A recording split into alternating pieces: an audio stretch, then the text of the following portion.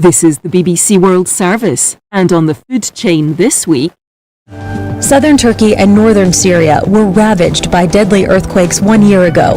Rebuilding is an enormous task, but food has been the glue holding one city together. I'm Victoria Craig, and I'll take you to Antakya to meet those keeping their culinary heritage alive. The food chain, today at 11:30 and 23:30 GMT. At bbcworldservice.com, BBC Trending. An audio clip has been spreading online. It purports to be the mayor of Mexico City plotting against a political candidate, but the mayor insists it's an AI-generated fake. How close can we get to the truth? Next, it's unexpected elements. This is the BBC World Service, the world's radio station.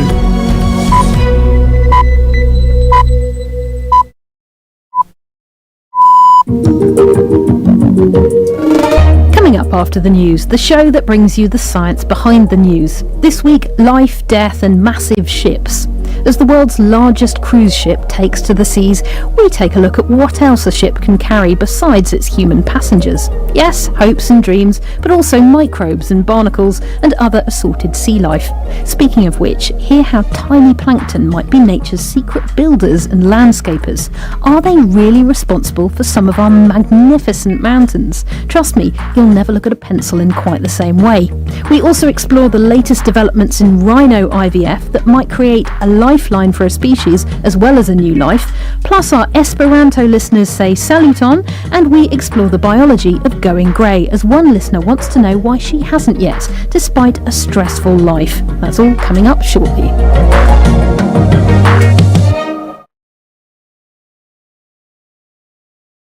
Hello, I'm Moira Alderson with the BBC News. EU leaders are meeting in Brussels to try to end a standoff over financial aid for Ukraine. In December, Hungary vetoed a multi-billion euro package, arguing the war was too unpredictable. The Polish leader, Donald Tusk, says Hungary's Prime Minister is playing an egotistical game. There is no problem with so-called Ukraine fatigue, for sure. We have Orban fatigue now here in Brussels. We have so many things to solve.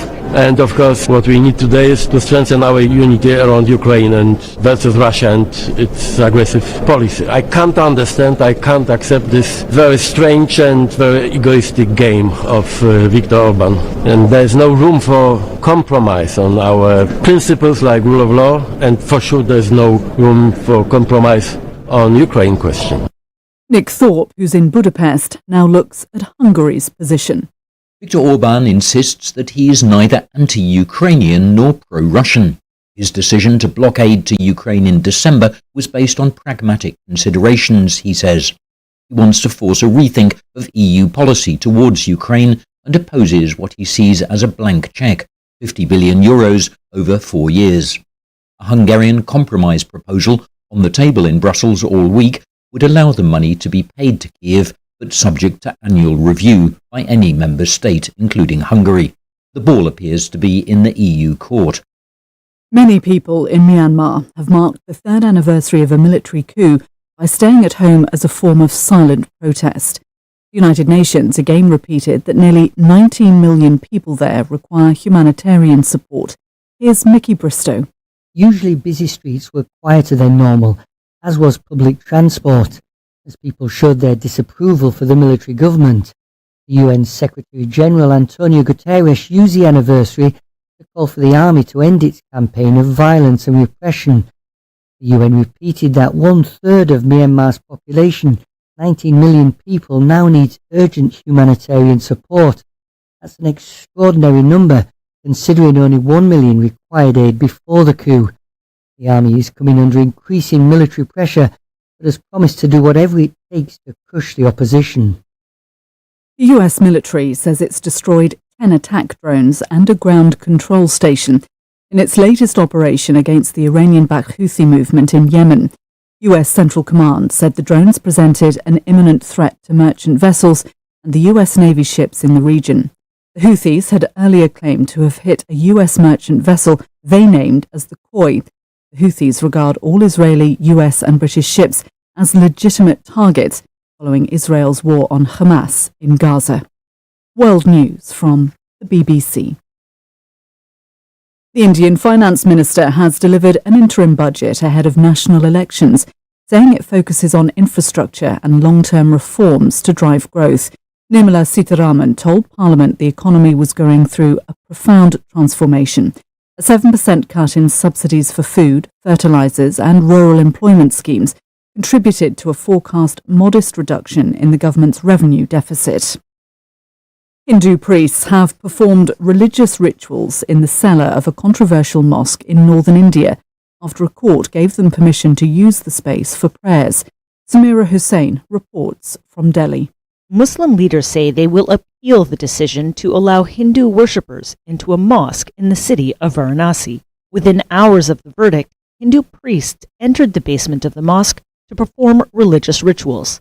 Last week, the Archaeological Survey of India said parts of the Gayanvapi Mosque were built using the remains of a Hindu temple that was torn down on the orders of the Mughal ruler Aurangzeb in the 16th century. One lawyer called the decision by the courts historic and said Hindus are one step closer to gaining ownership of the mosque. Samira Hussain reporting. London firefighters injured in the Grenfell residential tower fire in 2017 have settled claims for $25 million in damages and compensation.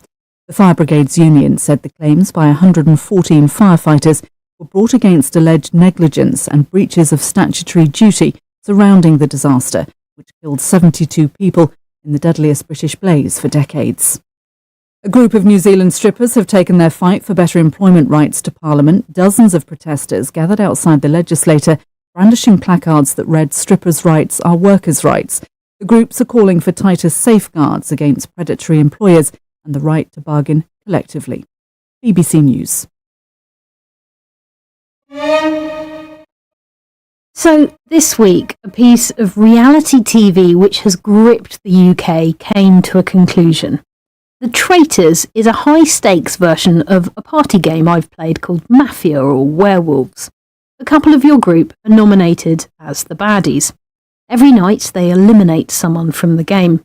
The following day the survivors, including the secret bad guys, discuss, elect and banish someone they think is the traitor. Most of us think we're pretty good at telling if someone is lying. Having played this game, and watched it being played in some nail-biting and stressful television viewing, I'd say that we can't. Even more worrying, we just seem to pick off anyone who looks a bit different. It might be easier just to pick names out of a hat. I'm Marnie Chesterton from the BBC World Service. This is Unexpected Elements.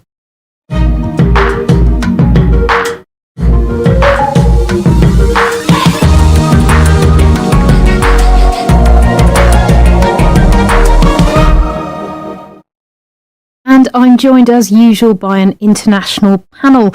In New Haven, Connecticut, research scholar at Yale Law School and particle physicist Yang Cheng. Hello. Hi, 新年快乐 and early happy Lunar New Year. Oh, early happy new year to you too. And from BBC in Nairobi, Kenya, journalist Phyllis Mwate. Welcome, Phyllis. Hello, Manny. Hujambo. Hujambo. Important question to you, Phyllis. Would you ever go on a cruise? Oh, yeah, I would. You know, the ever-expanding cruise industry right now keeps adding amenities. You know, there are parks, destinations. So a cruise also can introduce you to many places at once, you know, without you worrying about the unpacking and repacking between destinations or even paying for transport in between cities. So for me, it's definitely a yes. I would. Okay, so the reason I ask is because this week, the world's largest cruise ship set sail on its maiden voyage. And when I say big, I mean, we're talking 20 decks, 40 bars and restaurants, 7 swimming pools. Now, this is the show that looks for the science behind the news, but let's hear a bit more from the news first. Anchors aweigh! The world's largest, mega, biggest ever cruise ship set off from Miami in Florida on its maiden voyage. The Icon of the Seas has room for 8,000 passengers across 20 decks, plus more than 40 restaurants, bars and entertainment venues. It does look a little bit like an enormous skyscraper just turned onto its side. skyscraper turned on its side is a pretty accurate description if you look at the pictures online. Now, Yang, Phyllis and I look for the science behind this story, and then one story's going to lead to another, and before we know it, we're discussing something totally random like diamonds in space. But I'm getting ahead of myself. Back on this cruise ship, I should say that it has launched, with its own launch, also some scrutiny, criticism even of the way this ship is powered. So environmentalists are concerned that the LNG, or liquefied natural gas, which powers the ship, is going to leak methane, which is a greenhouse gas, into the air. Whereas the owners point out that the icon of the seas, as this behemoth is called, is 24% more energy efficient than it needs to be. Yang, you tempted by a cruise? Not that the BBC is going to pay for it? Absolutely not. And I should say it is my strongly held personal opinion that the cruise industry is highly unethical, and also cruise ships raise legitimate public health concerns, including during this COVID-19 pandemic. You might remember actually exactly 4 years ago, there was this infamous outbreak on board the Diamond Princess cruise, where over 700 people eventually tested positive among the 3,700 plus passengers and crew on board. I do remember that. Didn't they have to quarantine on the ship? Yes. So the ship docked in Japan on February 1st, and the crew and the passengers were mandated to quarantine for at least 2 weeks. Though some passengers who tested negative were later allowed to disembark, it took a whole month for all passengers to leave the ship. And this forced quarantine on board was highly controversial because the cruise ship is not a floating hospital. It was not designed to contain, let alone treat infections. And eventually over a dozen people actually died from COVID-19 from the ship. And of course, the Japanese authorities had legitimate concerns about containing the virus and not wanting it to further spread on shore. But there is this question, right? Was basically just locking people on the ship and letting nature run its course on this cruise vessel the best solution? There is a long tradition of plagues spreading around the world via ships, right? It is true. Like, for example, this dates back many, many centuries. In the 6th century, there were flea-infested merchant ships that brought a plague that devastated the Byzantine Empire. And during the Black Death of the 14th century, merchant ships actually earned the nickname death ships because of how they carried and spread the plague. And because of this history, actually modern public health measures, a lot of them were pioneered at port cities. This was the case in China as well, in particular in the northern port city of Tianjin, about 100 miles south of Beijing. In 1902, a steamship from Shanghai brought cholera to Tianjin, and in response, the city government set up a sanitary police force. And later, Tianjin was also the first Chinese city to have a municipal department of public health. Phyllis, has this put you off your cruise ship? I mean, I am not someone who does go on adventure that much, and after listening to Yang, there are lots of questions that I'm asking myself. So yeah, right now I'll think about it. It's a 50-50 thing now. Yeah, exactly. Before it was 70-30. And of course, it's nothing personal against ships. Humans are nomads, and as we travel, we spread culture and knowledge, and also a host of invisible microbes that might try and relocate. Back on board our cruise ship, and I wonder, have you ever asked why something so massively heavy floats? Well, the Unexpected Elements team have. I'm so glad we finally got away from the stormy British weather. Tell me about it. The Miami sunshine, a relaxing stroll along the beach. What more could we want? Hang on a minute. Where's the sun gone? Look, it's that cruise ship over there. It's so big, it's blocked our sunshine. It's huge. How does a ship that is almost 1,200 foot long even stay afloat? Well, it all boils down to the fundamental principle of buoyancy. Isn't that like when a boat is placed in the ocean and it pushes the water out of the way to make room for itself? Yeah, exactly. And when this cruise ship displaces the water in the ocean, a force pushes back on the boat. So, as the cruise ship doesn't weigh more than the water it's moved out the way, this upward force keeps it afloat. Bingo! You're really starting to find your sea legs now, Jack. But that doesn't explain how a cruise ship with 20 decks and 7 swimming pools doesn't just tip over. It's like a perfectly balanced equation. The heaviest parts of the ship are kept low down in the hull, lowering the ship's centre of gravity and keeping it all stable. Well, can they just park their giant game of aquatic Tetris somewhere else? I want my Miami sunshine back. Katie and Jack, all at sea over the physics of staying afloat. Phyllis, we just talked about how humans on a ship might be carrying tiny passengers inside themselves. You reckon there's even more biodiversity on board, right?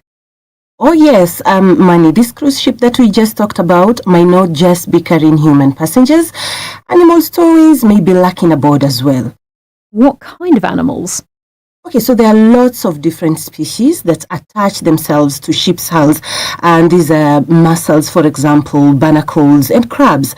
And this process is called biofouling. And right now it's particularly a problem in Antarctica. Okay, so why is Antarctica particularly susceptible to biofouling? So, Mani, the Southern Ocean around Antarctica is the most isolated marine environment on Earth.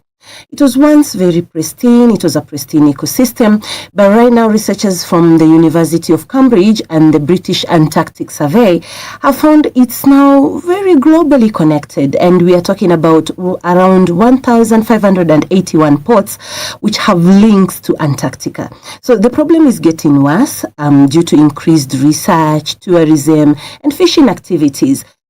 It's a big problem for the local wildlife in Antarctica because this wildlife hasn't evolved to tolerate foreign species such as mussels. So how are these mussels attaching themselves to the ship in the first place? So mussels are extremely good at clinging on, okay? So this is because they have sticky fibers they release, and these fibers are called byssal threads. It releases this thread as soon as it detects a solid structure, and this allows them to stick to almost any surface. Here we're talking about metals, plastic, cement, the list goes on. So the byssal threads are simultaneously hard and they're also stretchy, and this allows them to both stick to surfaces and survive the impact of strong current and waves, so they are difficult to get rid of. I can testify personally to this because I've spent most of my summer holidays picking mussels for my family's dinner. You've really got to pull to get these things off the rocks. Can science help here? Okay, so researchers from Harvard and Nanyang Technical University have developed a polymer lubricant. And this lubricant stops the mussels now from sticking to surfaces. So the material repels organic matter, and this also includes the byssal thread. So the mussels aren't even able to tell if there is a surface there to stick onto. But now this material has both solid and liquid properties. And the scientists think that this quote-unquote confuses them so they don't get to stick to these surfaces. Okay, so the mussel goes, is it a solid? Is it a liquid? Not sure. I'm not going to put down roots. Does this work in practice? Yes, it has worked. In fact, there's a test that was done on Asian green mussels, and after 8 weeks, they reported that there was an average of only 4 mussels per square centimeter. Without the lubricant, there was 118 mussels per square centimeter. So you can see that difference. It's a huge, huge difference. On the other hand, I happen to know that with a bit of white wine and garlic, mussels are very delicious, no? Oh yes, in fact, according to David Wheeler at the University of Cambridge, they could also be a source of food we rely on more in the future. It's environmentally sustainable and it's nutrient dense. Also, in areas where they aren't invasive, they increase biodiversity. They work as ecosystem engineers and they form reefs for other species to colonize. Okay, so they're doing a good job, but arguably they're doing a better job if you clean them off and eat them. Yang. Free food, this discussion of mussels is making me hungry. I guess one people's invasive species is another people's delicacy. But actually, invasive species can indeed be transmitted on ships through food import as well. And sometimes this issue can get weaponized in geopolitics. For example, in 2021, China banned import of pineapples from Taiwan, and Beijing claimed that the pineapples were full of pests. But Taipei said this was a policy of economic coercion, and Taiwan's foreign minister even launched a, quote, Freedom Pineapple campaign on Twitter. Moral, eat more pineapples. But we're not done yet with tiny sea life creating big issues. Still to come, a mountainous matter is resolved with plankton at the heart of it. That's coming up after this. Hello, it's Quizman Dan here with our weekly Unexpected Elements quiz. We've been looking at some fascinating aquatic science on the programme. In this week's question, we're continuing that by taking a look at goldfish, specifically a study from 2021 into how they navigate. What we want to know is how the researchers tested this. Did they A, blindfold them and see if they could find their way through a maze, B, teach them to drive on land, or C, get a group of them to race in a virtual reality fish tank? So how did researchers test how goldfish navigate? Was it A, by blindfolding them and seeing if they could find their way through a maze, B, by teaching them to drive on land, or C, by getting a group of them to race in a virtual reality fish tank? We'll reveal the answer later in the programme.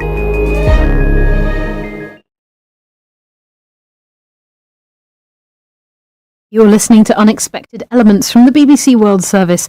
So far, we've been talking about giant cruise ships and the various forms of germ life and sea life that travel within and outside them. Next up, mountains. Trust me, it is connected. Yang, Phyllis, when do you think mountains first became widespread on Earth? Well, I just have a vague idea of Mount Kilimanjaro because I know about it. I've read about it in primary school. I know it was formed some 750,000 years ago through volcanic eruptions. That's my only knowledge. Yeah, well, that's more than me. My geography stopped age 14, so very ignorant. Luckily, we have an expert here to help us find an answer. We've got John Parnell, geologist at the University of Aberdeen. Hello, Marnie. Hello, John. Welcome to the show. Thank you. So you've done a lot of work on mountain formation. Answers, when did mountains first become widespread? Well, the first evidence for widespread mountains on the Earth is about 2 billion years ago. That's about halfway through the Earth's history. And we have evidence for that from all around the world where mountain chains were forming 2 billion years ago at the boundaries between tectonic plates. Okay, so if Mount Kilimanjaro is a young volcano one, what would be an older 2 billion year old one? Well, the 2 billion year old ones have all been eroded away. I mean, mountains have been forming continuously through that 2 billion years. They build up, they get eroded, and the products of that erosion eventually get melted and contribute to new mountains. So there's a continuous growth and decay of mountains. So what was it, though, that happened 2 billion years ago that caused all of these mountains to form? Well, the story goes back a little bit earlier. Just before 2 billion years ago, the planet was in the grip of a very severe glacial period, what we call snowball Earth. During glacial periods, the glaciers gouge out large volumes of rock to produce a fine rock powder, which ends up in the oceans. And that rock powder is full of nutrients, which cause the plankton in the oceans to flourish. So 2 billion years ago, we had a nutrient-rich ocean and a large amount of plankton. And those plankton also got a bit bigger. I should explain perhaps that we're talking about phytoplankton. Plankton come in two very different forms. Phytoplankton, which are plants, and zooplankton, which are critters. Yes, animals. And to 2 billion years ago, there were only phytoplankton plants. Zooplankton didn't evolve until very much later. Okay, I think we've got our link to the last chat about sea life, but what do plankton have to do with mountains? Well, when the plankton died, they fell to the ocean floor and they were gradually buried. Those remains are made largely of carbon, and as that carbon was buried, it turned into the crystalline form of carbon, which is graphite. Graphite is very slippery. We use it today as an industrial lubricant. Or in pencils. Well, indeed. And if you want to free up a zipper that's sticking, you just rub a graphite pencil along it, and it should run smoothly. So hang on, so the stuff in my pencils is actually the bodies of tiny, long, dead plankton? That's right. We call it lead pencil, but it's actually graphite.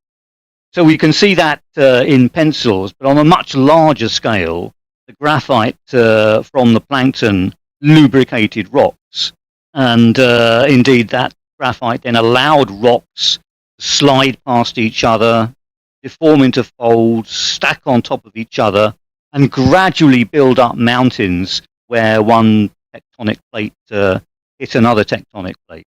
So the slipperiness of this pencil lead, as I think of it, made of the bodies of all of these tiny marine organisms, that actually allowed mountains to form?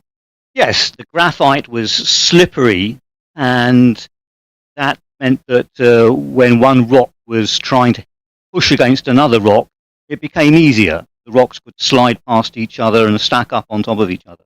Wow. So that all happened in the build-up to 2 billion years ago, which led to a mountain glut. So the Himalayas or something. Well, I mean, the Himalayas are actually our youngest mountains. The graphite that was slippery 2 billion years ago was still slippery later on. So graphite, which helped to build mountains 2 billion years ago, has in some places reactivated at later times to form a new, younger mountain chain. And those young Himalayas, they partly depend on young rocks which are slippery, but they also depend on those 2 billion year old rocks continuing to slip. John, I think this is so fascinating that these tiny marine organisms can help create majestic mountains. You did mention that the mountains would erode over time. And I was curious, like in your work, are there still any relics of the very, very ancient mountains that were created during the plankton reproduction boom 2 billion years ago? Well, the ancient mountains themselves are really pretty much worn away.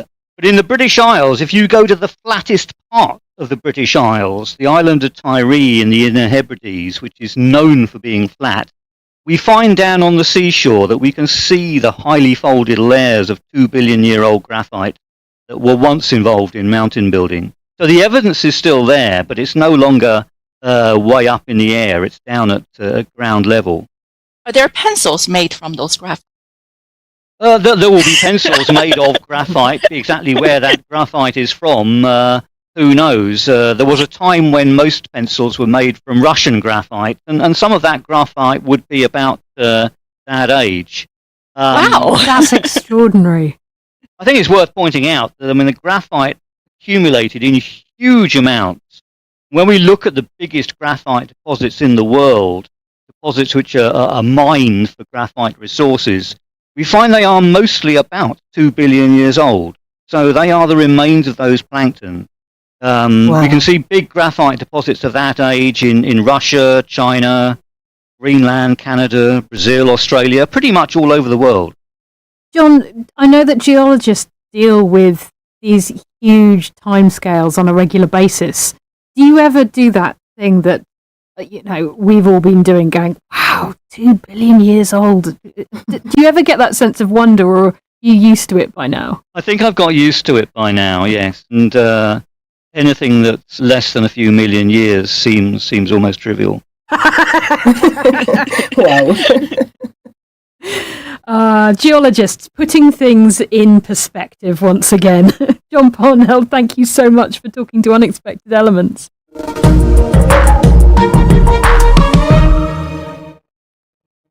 That's great. Anything less than a couple of million years is trivial.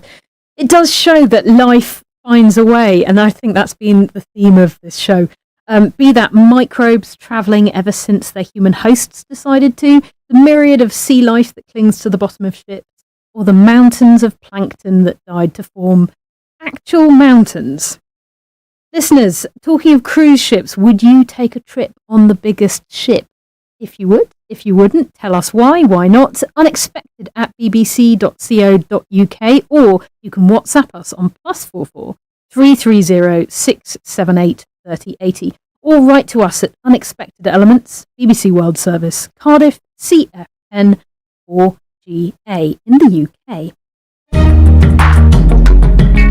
Still to come on the show, the first ever recorded death by nitrogen gas. We ask how this came to be the preferred method of execution in one US state.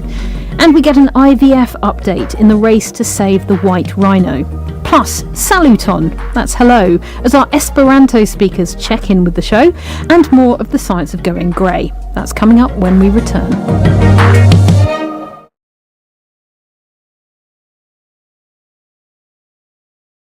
This is the BBC World Service, telling the story of the young black American college football players who took a stand against racism. Normally you walk perpendicular to the other team, shaking hands after the game, right? We look across the field and everybody's gone. So we start to run across the field to go to the locker room. They turned the sprinklers on and we had to run through the water. That day in 1968 would spark something. There was some antics that were always going on, but the one thing that more than anything else is that when we finished the game, they turned on the water sprinklers, let's wash all this evil off the field.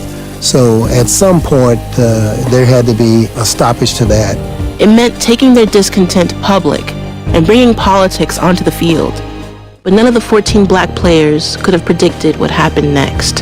The Black 14, Saturday at 18:30 GMT. Hello, I'm Marnie Chesterton. Join me for this week's Unexpected Elements from the BBC, where we bring you stories of life, death and massive ships. We hear about the launch of the largest cruise ship, complete with its stowaways on board, discover how tiny ocean organisms made mountains. We hear a tale of IVF against the odds and the tough topic of the best way to kill a person. That's Unexpected Elements from the BBC. BBC News with Moira Alderson. EU leaders are trying to end a standoff over aid for Ukraine at their summit in Brussels. Hungary has vetoed a 4-year, $54 billion package of financial assistance. The Hungarian Prime Minister, Viktor Orbán, rejects accusations that he's pro-Russian. Hundreds of farmers from across Europe are continuing to protest against rising costs and EU regulations outside that summit in Brussels. Around 1,000 tractors have been driven into the city, blocking major roads. Many people in Myanmar have marked the 3rd anniversary of the military coup there by staying at home as a form of silent protest. Streets and public transport in a number of places were quiet. Iran is pulling top commanders of its Revolutionary Guards out of Syria after a spate of deadly Israeli attacks. The Reuters news agency quoted Iranian security officials as saying the commanders had left along with dozens of mid-ranking officers. The Hamas-run health ministry has reported scores of casualties after another night of heavy fighting in southern Gaza. The Israeli military said it had killed dozens of Hamas militants. US military says it's destroyed 10 attack drones and a ground control station of the Iranian-backed Houthi movement in Yemen. It said the drones presented an imminent threat to merchant vessels. Hindu priests have performed religious rituals in the cellar of a mosque in the northern Indian city of Varanasi, after a court gave them permission to use the space for prayers. Muslim leaders said they would appeal against the ruling. One lawyer said Hindus were now a step closer towards gaining ownership of the mosque. London firefighters injured in the Grenfell residential tower fire in 2017 have settled claims for $25 million in damages and compensation. Lawyers for the crew said many were left with indelible physical and psychological scars. BBC News.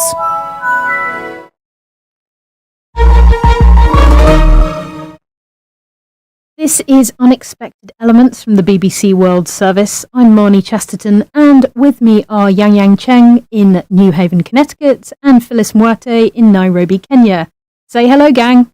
Hi. Hello, Marnie. Hi. So, between us, we are doing the science within the stories hitting the headlines. And next up, Phyllis brings us our story deemed Under the Radar. So this is the chance for one of us to bring a story that some of us might have missed.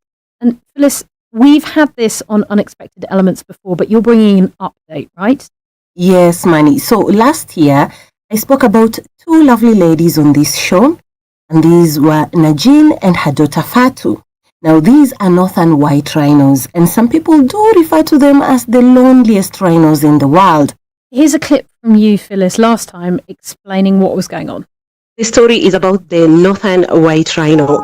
It is a subspecies of white rhino which used to range over parts of Uganda, Chad, Sudan, Kenya. But years of widespread poaching, civil war have devastated the northern white rhino populations, and now they are considered to be extinct in the world. Only 2 remain, and they are actually mother and daughter. So that was back last October. Oh, yes. And this was the time where we were discussing the potential of using IVF to save the northern white rhino. Now, things have moved along quite significantly. The Leibniz Institute for Zoo and Wildlife Research in Berlin, Germany, just announced that a group of researchers led by BioRescue, which is an international consortium of scientists and conservationists, has, for the first time, succeeded in transplanting a rhinoceros embryo fertilized in the lab into the womb of an adult female. That's great news. Yes, so BioRescue has produced 29 northern white rhino embryos from Fatu's eggs and preserved sperm. Now, these embryos are cryopreserved in Berlin and Cremona in Italy. They are very precious, as you can imagine, so the scientists didn't want to risk them on an experiment that might not work, that they were not sure of. So actually, this process didn't involve any northern white rhinos at the time. They just wanted first to prove whether the process would work or not. Okay, so what animals were involved? I'm presuming still some sort of rhino. Yeah, it was, and indeed it was the southern white rhinos. So what they did is they harvested eggs from Elinor in Belgium. This is a subspecies of southern white rhino, and sperm from Athos in Austria. And then what they did again is fertilize the eggs using a technique known as intracytoplasmic sperm injection. Then they transferred 2 embryos into surrogate mother who was named Cura, and at that time lived in Olpajeta Conservancy in Kenya. Okay, so far, so good IVF journey. What next? But now, this is where it started to get complicated, unfortunately. Scientists can't tell if a female rhino is on. Hey, Charlie. You're on your way to Ghana. Boy, oh boy. You're stressed out. Tired? Go, you're going to be resting. Okay, then let me recommend to you JN Mobile Spa in Accra, Ghana. Oh boy. JN Mobile Spa, they provide organic care in massage. Are you stressed? Do you need rejuvenated, etc.? For your facials, maybe exfoliating, firming, and lifting? Then contact JN Spa on 00233 244 941 002 or 00233 2006 06386, and they will be right there on time. JN Mobile Spa, your health and beauty needs at your doorstep. Money transfer app that is used by people all over the world to send money to their loved ones in Africa.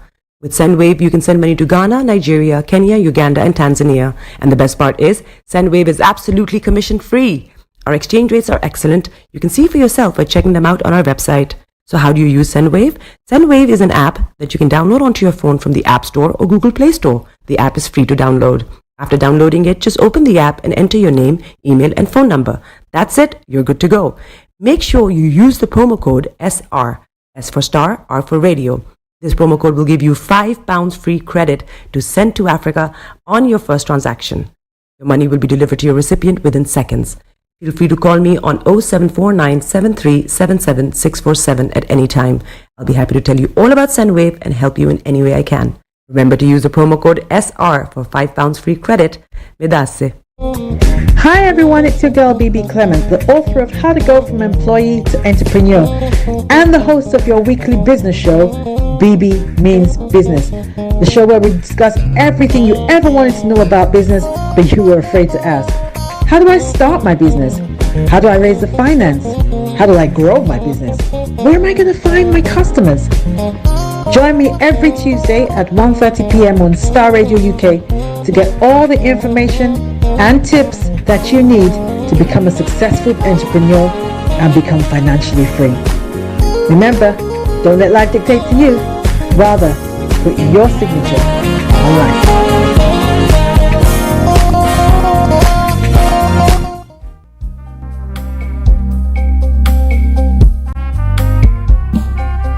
Are you looking for the fastest, reliable, and trustworthy door-to-door shipment company? Well, look no further. When was the last time your family received a shipment back in Ghana on time and in time? You are not sure?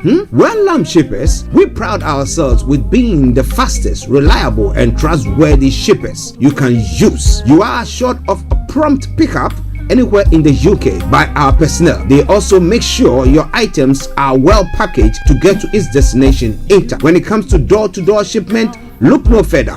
Well, Lamb Shippers, contact us on 07939009321 or 07498911820. Or you can visit our website www.welllamp.co.uk. You can also drop us a mail, info@welllamp@gmail.com. Well Lamp Shippers, fast, reliable, and trustworthy.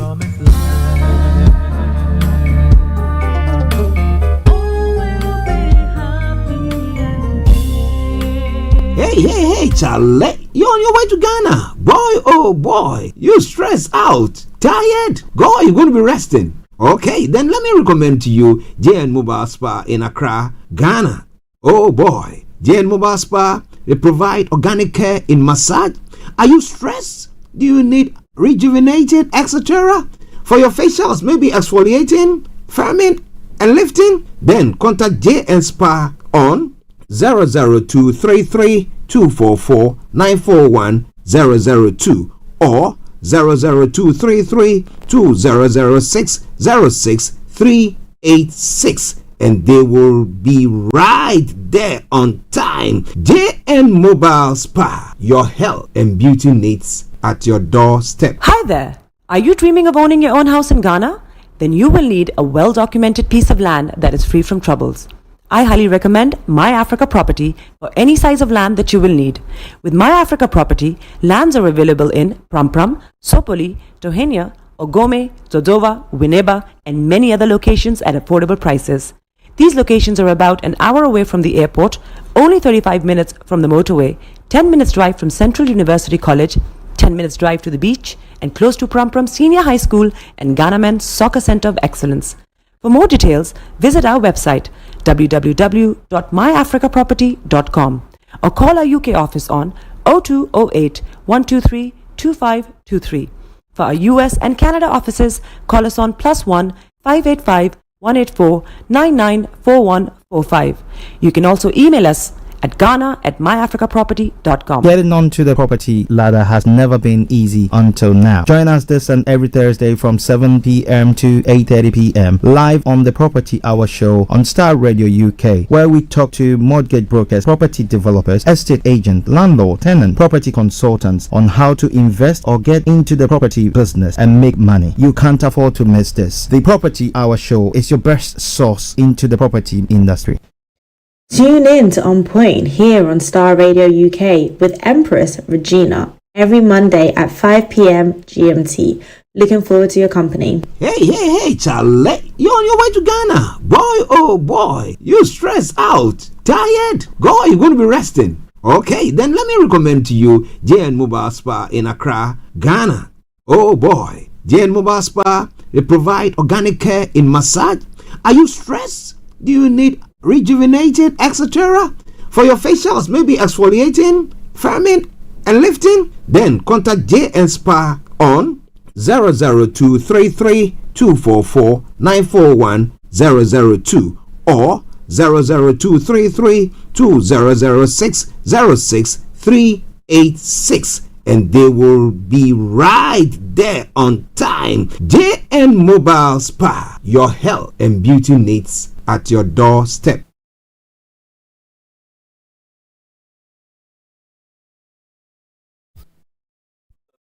Radio show. Broadcasting worldwide, online 24/7. In your car, At work, at home, on your this is Starr smartphone. Radio UK. Are you ready to turn it up? 10, 9, 8, 7, 6, 5, 4, 3, 2, 1. Welcome. Smile though your heart is aching. Smile even though it's breaking. When there are clouds in the sky, you get by. If you smile through your fear and sorrow, smile and maybe tomorrow you find that life is still worthwhile. If you just smile. Hey, this is Archie, and you are listening to Starr Radio UK and the Morning Show.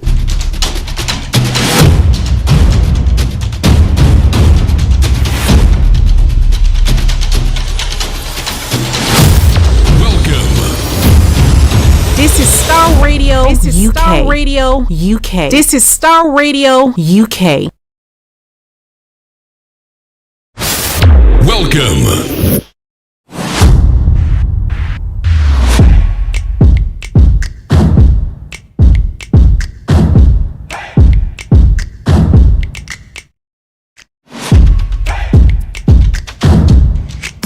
Broadcasting worldwide, online 24/7. Enlighten your day with Starr Welcome. Radio. Welcome.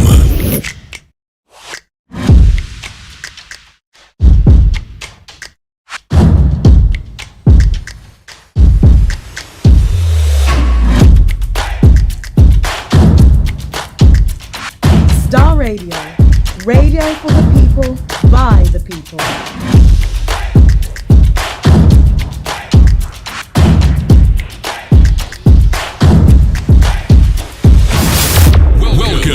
Hello, good morning, and welcome to Starr Radio UK, your favorite African and Caribbean radio station in London.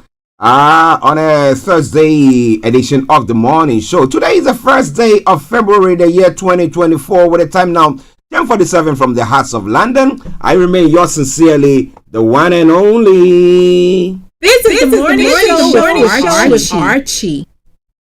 So from now till 12:30, when I bring the curtains down for the program, the end of the program, I'm going to be your captain. I'm going to be riding you or taking you through the journeys of the unknown to the known, from archaeology to zoology, from Accra to Zanzibar. If it's making the headlines, I promise you for sure, we're going to be touching on it. But wherever you are, don't touch the dial. Starr Radio UK, your favorite African and Caribbean radio station in London, bringing you everything that you need to know.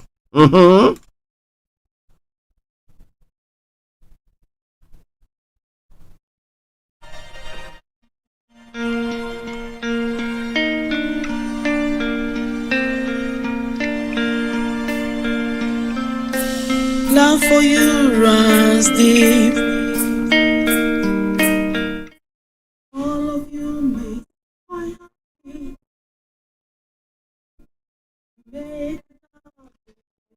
During the course of the program, I'm going to bring you the quote for the day. The weather forecast will follow suit as well, and everything that is going on across the globe. So wherever you are, stay tuned and don't touch the dial.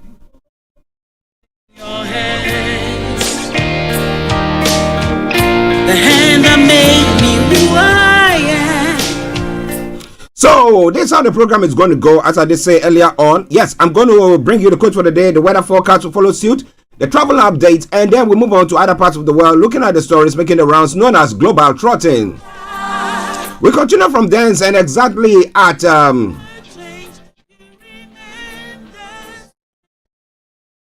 o'clock, I bring you the details of the stories making the rounds there as well.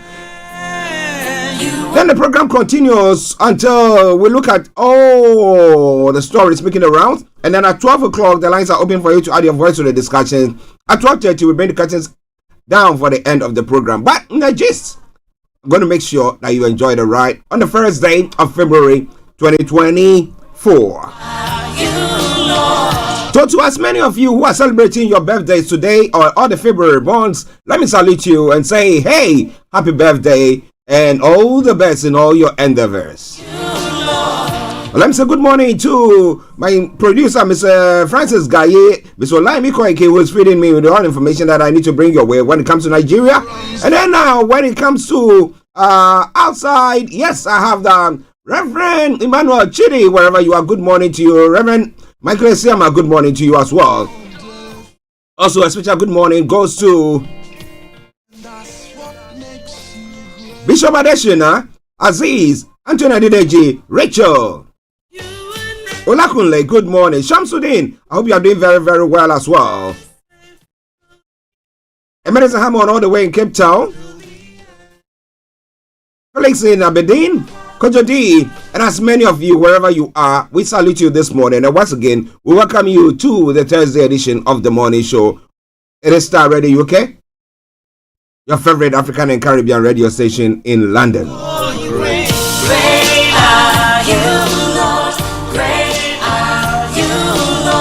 Okay, so now let's go on. Let me tell you what is happening on the quote for the day. It says, choose to be successful. Resolve that you will not live your life to chance, but to choice. So every choice and every decision that you are making today, I bet you, you have to think it through properly before you embark on it. God Almighty, I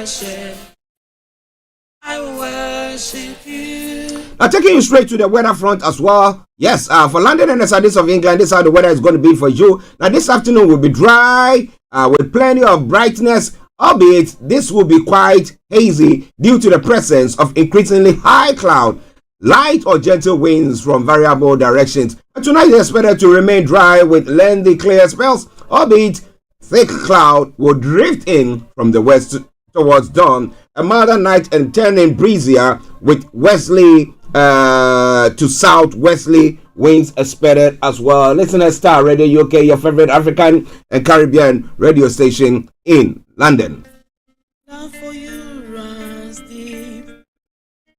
And that takes me straight to the travel updates this morning, wherever you might be. So on the travels, what have I got for you? Yes, on those of you traveling on the underground this morning, Central Line has got severe delays, and Hammersmith has also, and City Lines have also got severe delays. The Central Line's delays are due to train shortages, but valid tickets are being accepted on London buses, London Overground, Elizabeth Line, Chiltern Railways, Greater Anglia, and Great Western Railway services.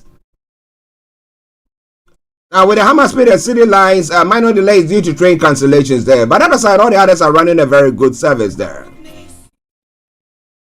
Also, London Overground, DLR, and London Tramlink are running a good service.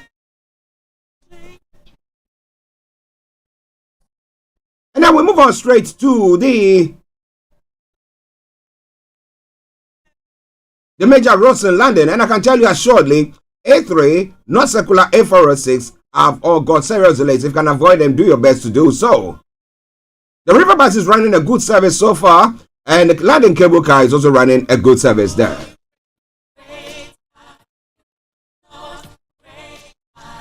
Now that takes us straight to the final segment of the travel update. That is the National Rail, and what have I got for you this morning? So on the National Rail this morning, Avanti West Coast has got minor delays. C2C special service, Chiltern Railway special service, Cross Country special service, East Midlands Railway minor delays, First Transparent Express special service, Great Northern special service, Greater Anglia minor delays, Island Line special service, Northern Rail special service, ScotRail minor delays, Southwestern Railway special service, and Southern has also got special service. That aside, all the others are running a very good service there, so you will enjoy your travels. Wherever you might be and whatever circumstances you find yourself in, let me say it once again. Good morning, good afternoon, good evening, good dawn to you, wherever you might be on planet. I'll enjoy your commute for today, but you know what? Continue to keep those eyes where? On the roads. Hi guys, this is your friend Uruj from SendWave. SendWave is a money transfer app that is used by people all over the world to send money to their loved ones in Africa. With SendWave, you can send money to Ghana, Nigeria, Kenya, Uganda, and Tanzania. And the best part is, SendWave is absolutely commission-free. Our exchange rates are excellent. You can see for yourself by checking them out on our website. So how do you use SendWave? SendWave is an app that you can download onto your phone from the App Store or Google Play Store. The app is free to download. After downloading it, just open the app and enter your name, email, and phone number. That's it. You're good to go. Make sure you use the promo code SR. S for Starr, R for Radio. This promo code will give you £5 free credit to send to Africa on your first transaction. Your money will be delivered to your recipient within seconds. Feel free to call me on 0749 7377 647 at any time. I'll be happy to tell you all about Sendwave and help you in any way I can. Remember to use the promo code SR for £5 free credit. Medase. Hi everyone, it's your girl BB Clement, the author of How to Go from Employee to Entrepreneur and the host of your weekly business show, BB Means Business, the show where we discuss everything you ever wanted to know about business but you were afraid to ask. How do I start my business? How do I raise the finance? How do I grow my business? Where am I going to find my customers? Join me every Tuesday at 1:30 p.m. on Starr Radio UK to get all the information and tips that you need to become a successful entrepreneur and become financially free. Remember, don't let life dictate to you. Rather, put your signature on life. Everywhere you go, Afrobeat reggae dancer taking over. Everywhere you go, Afrobeat reggae dancer taking over. Yo, what's up, people? This is a boy Raskin Bobo One. Tune in every day, every night at the Starr Radio UK with the big man them Archie. When I say order, you say fire. Welcome back to the program. It is Starr Radio UK. It is your favorite African and Caribbean radio station in London. Bringing the time now to 10:56. That is exactly 4 minutes to the top of the hour. It is the Thursday edition of the morning show. Do me a massive favor. Share the broadcast with your friends and loved ones and invite them to like our pages as well. Once again, welcome. Now it's time for us to go global trotting. And let me tell you some of the stories making the rounds across the globe. In Nigeria, Keyamu says we are going ahead with the fans' relocations. Well, I'll be telling you more about that. The Northerners are not happy about it. The Northern Caucus, let me put it that way. However, he says that we're going ahead with it. So what do you think is going to happen there? And kidnappers demand 30 million naira to release two sisters in Abuja. Where are they? How are they planning to foil it? With the lives that have been lost so far, are they sure that any moves will not bring about compromise the lives of these others there? Okay, FBN holding names at Otedola, new board chairman, effective January 31. I'll be telling you more about all that as the program goes on. And black market dollar to naira exchange rate today, 1st February. I'm going to tell you about that. If you're an exporter, you want to know more, don't you worry at all. I'm here to deliver on that. Angry resident burned down neighbor's house, car amid alleged blasphemy in Katsina.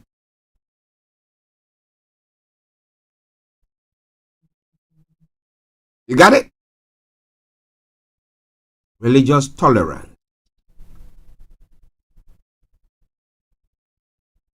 We say we live in the same one nation. And you think something like that should happen to somebody. If you think that the person says something that you're not happy with, take the person to court.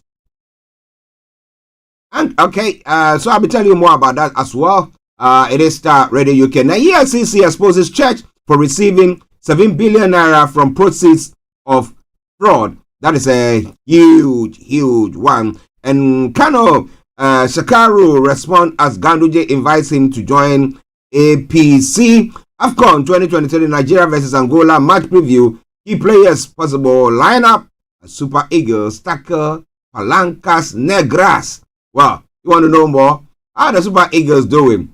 Oh, they are counterpart Ghana. They are long sleeping, chilling out in their homes, you know. Okay, and CBN has ordered banks to sell excess dollars in 24 hours. That they shouldn't keep it, and they need to sell it. Okay, to help. I mean, that's a move to help to halt naira decline and giving guidelines to the banks.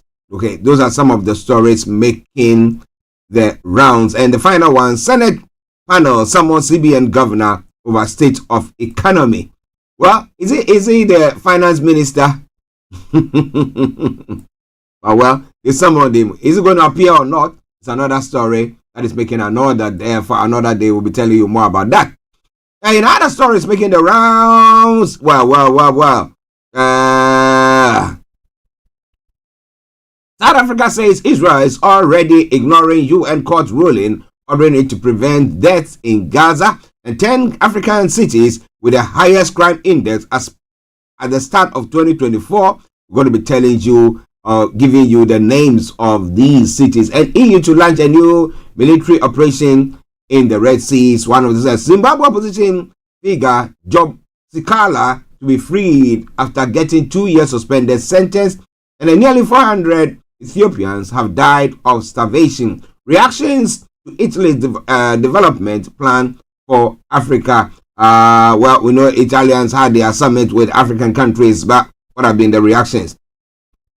And in Cameroon, attack has been blamed on separatists, and that left at least one dead. We'll be bringing you more about all that as the program unfolds. Somalia's intelligence agency says it blocks WhatsApp. So if you live in this part of the world and you think that you are not being treated fairly, my brother, my sister, you know that you are being. Because our people, the way they treat us, oh boy. Well, let's move on. Let's move on to some other stories making the round in Ghana as well. JB's killer's case, court hopes that that will be completed in March. Case adjourned to February 20, and government will continue to support late Major Mohammed's family. The Attorney General is saying, outgoing CDs, Chief of Defense Staff, thanks IGP Dampare, police for historic guard of honor parade. We'll tell you more about corruption fight. OSP doesn't deserve a seat on Judicial Council. Inusaf Hussaini is saying he did his best, but every time he tries to make a move, they throw a spanner in his web. What do you expect him? Well, he has a case there. We'll be telling you more about all that during the course of the program. Now, why didn't you retire GRA boss as you did to Domelevo? Well, journalist Kufuado, I bet he will be coming back to tell you exactly why he thinks that, well, Domelevo, he was too old, he needs to go. But the GRA boss, he has to stay. Now, you know what? Well, is it scrub my back, I scrub your back? Okay.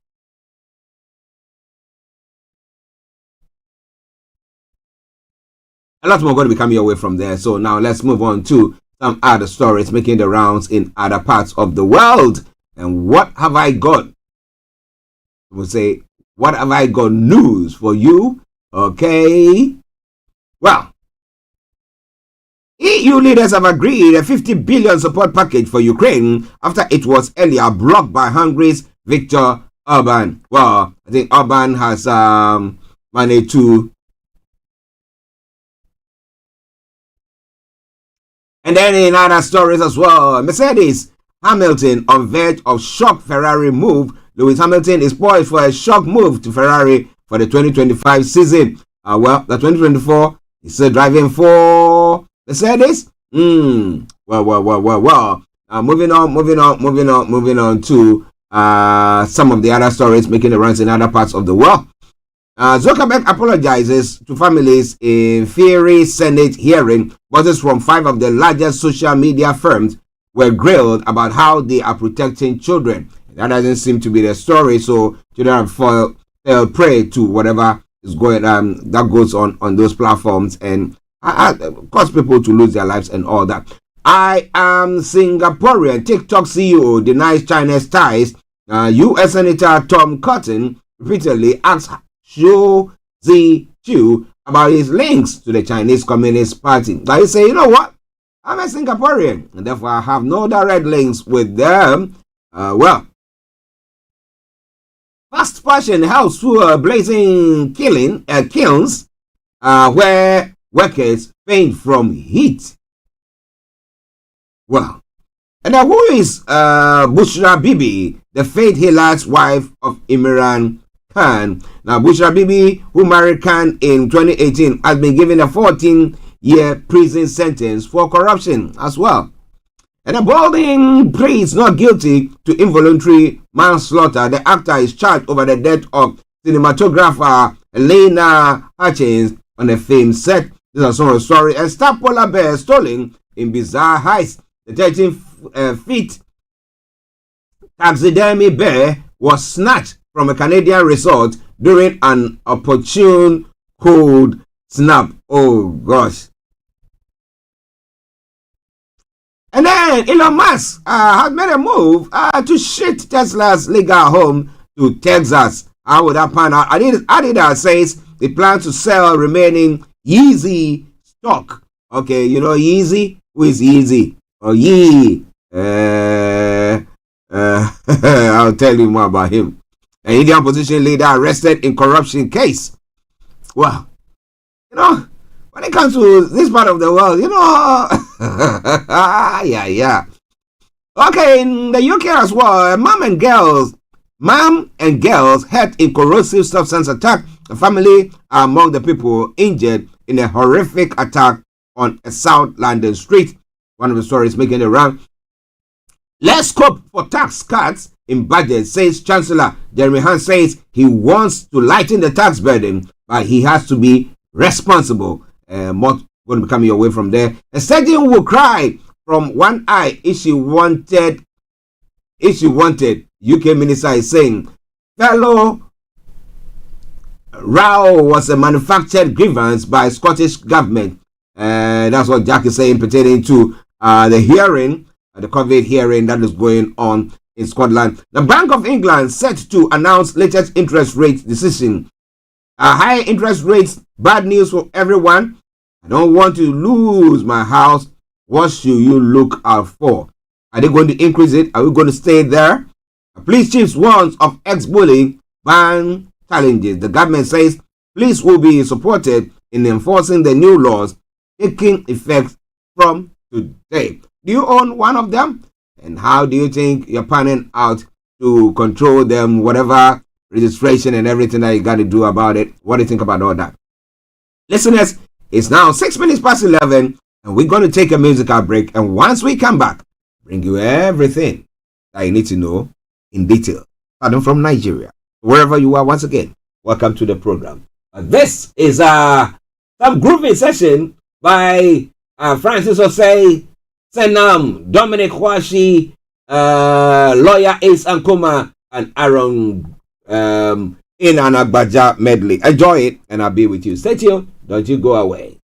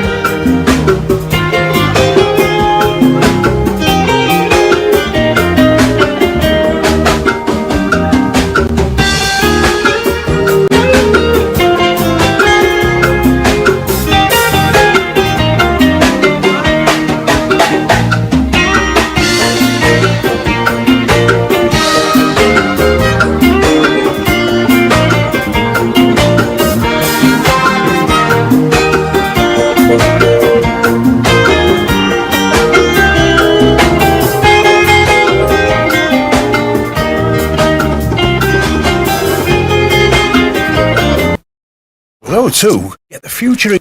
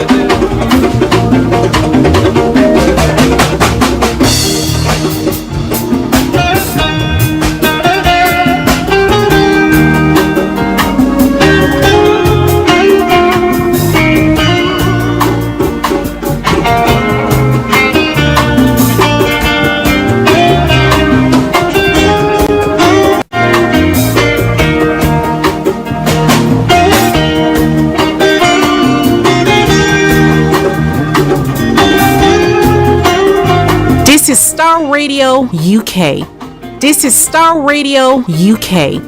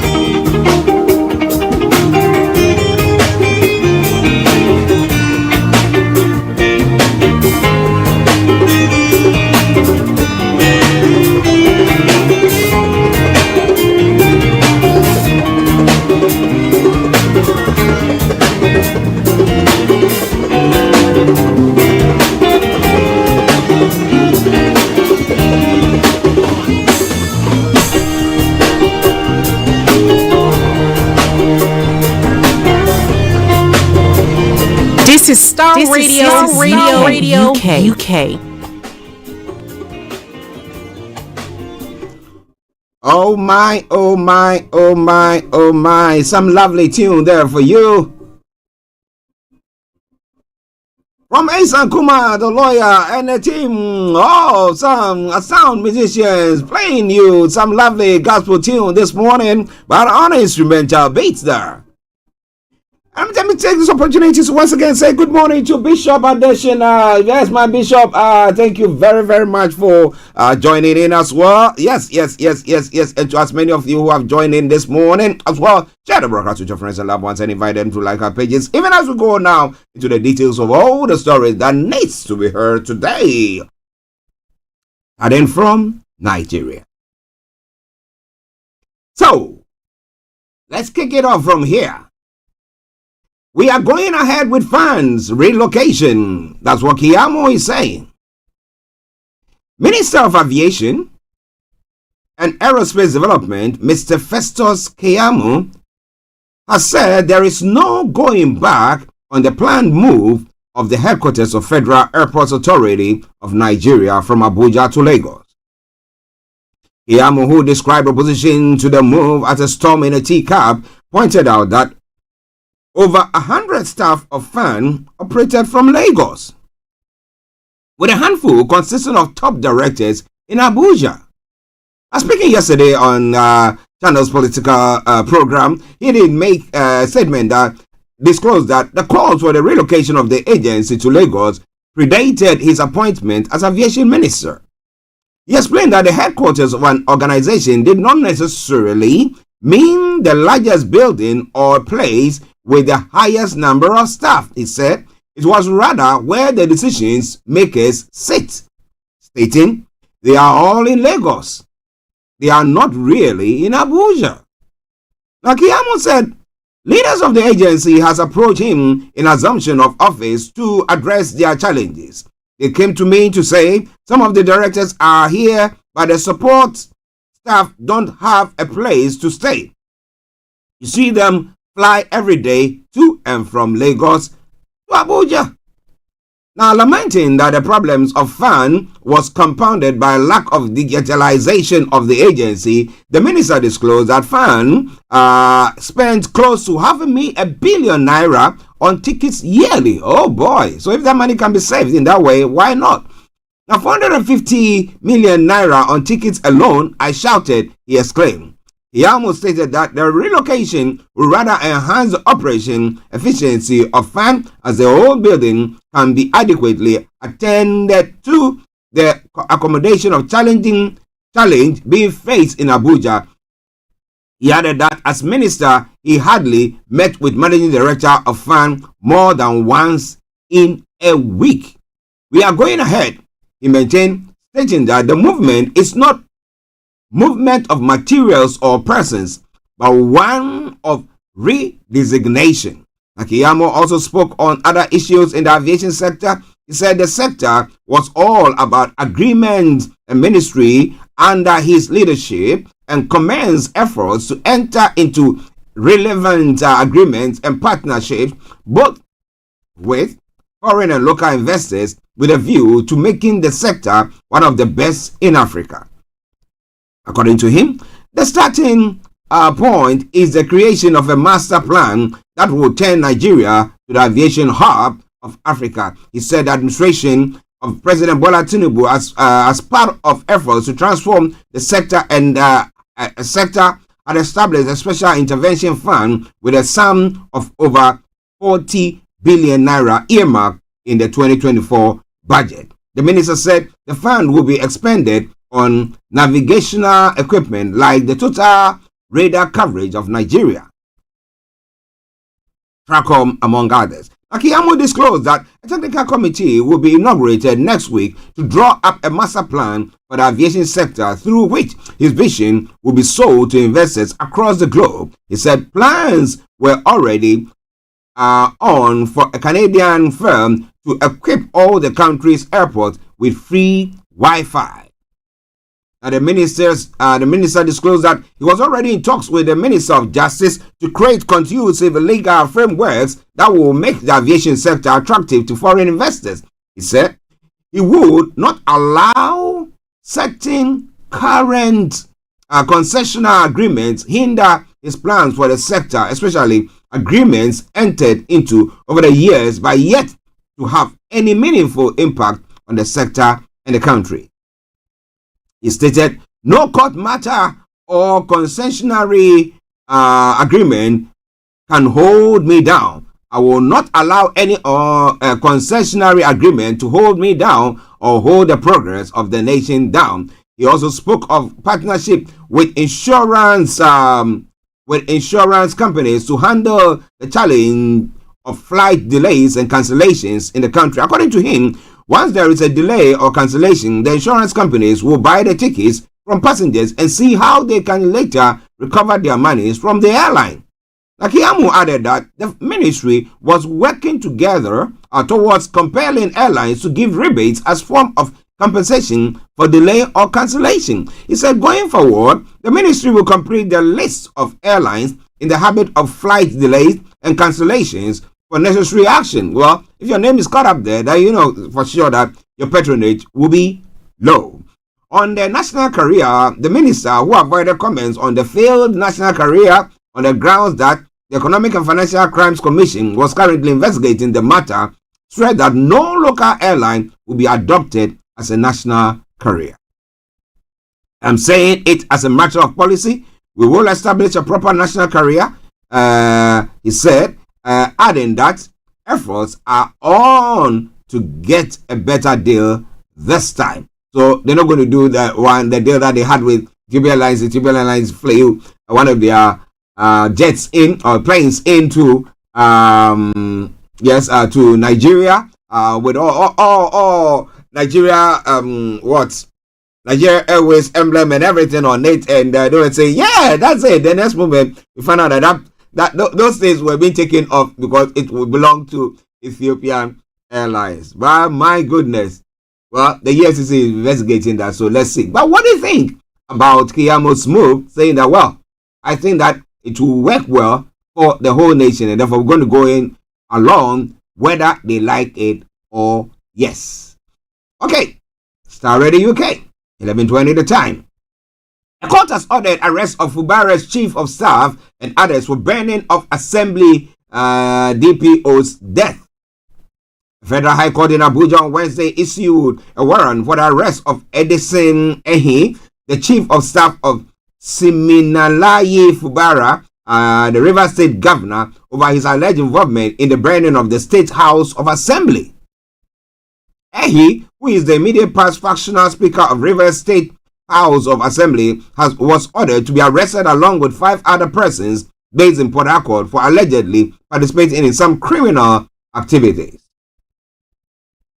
Those ordered to be arrested, along with the former factional speaker, Jinjiri Bala, Happy Benedict, Progress, Joseph Odokiye, Oyagiri, Chibuk Peter, also known as Rambo. Well, he made his Rambo moves there. Now, Justice Emeka Nwete granted an order on Wednesday for their arrest while delivering a ruling in an ex parte application brought before him by the Inspector General of Police.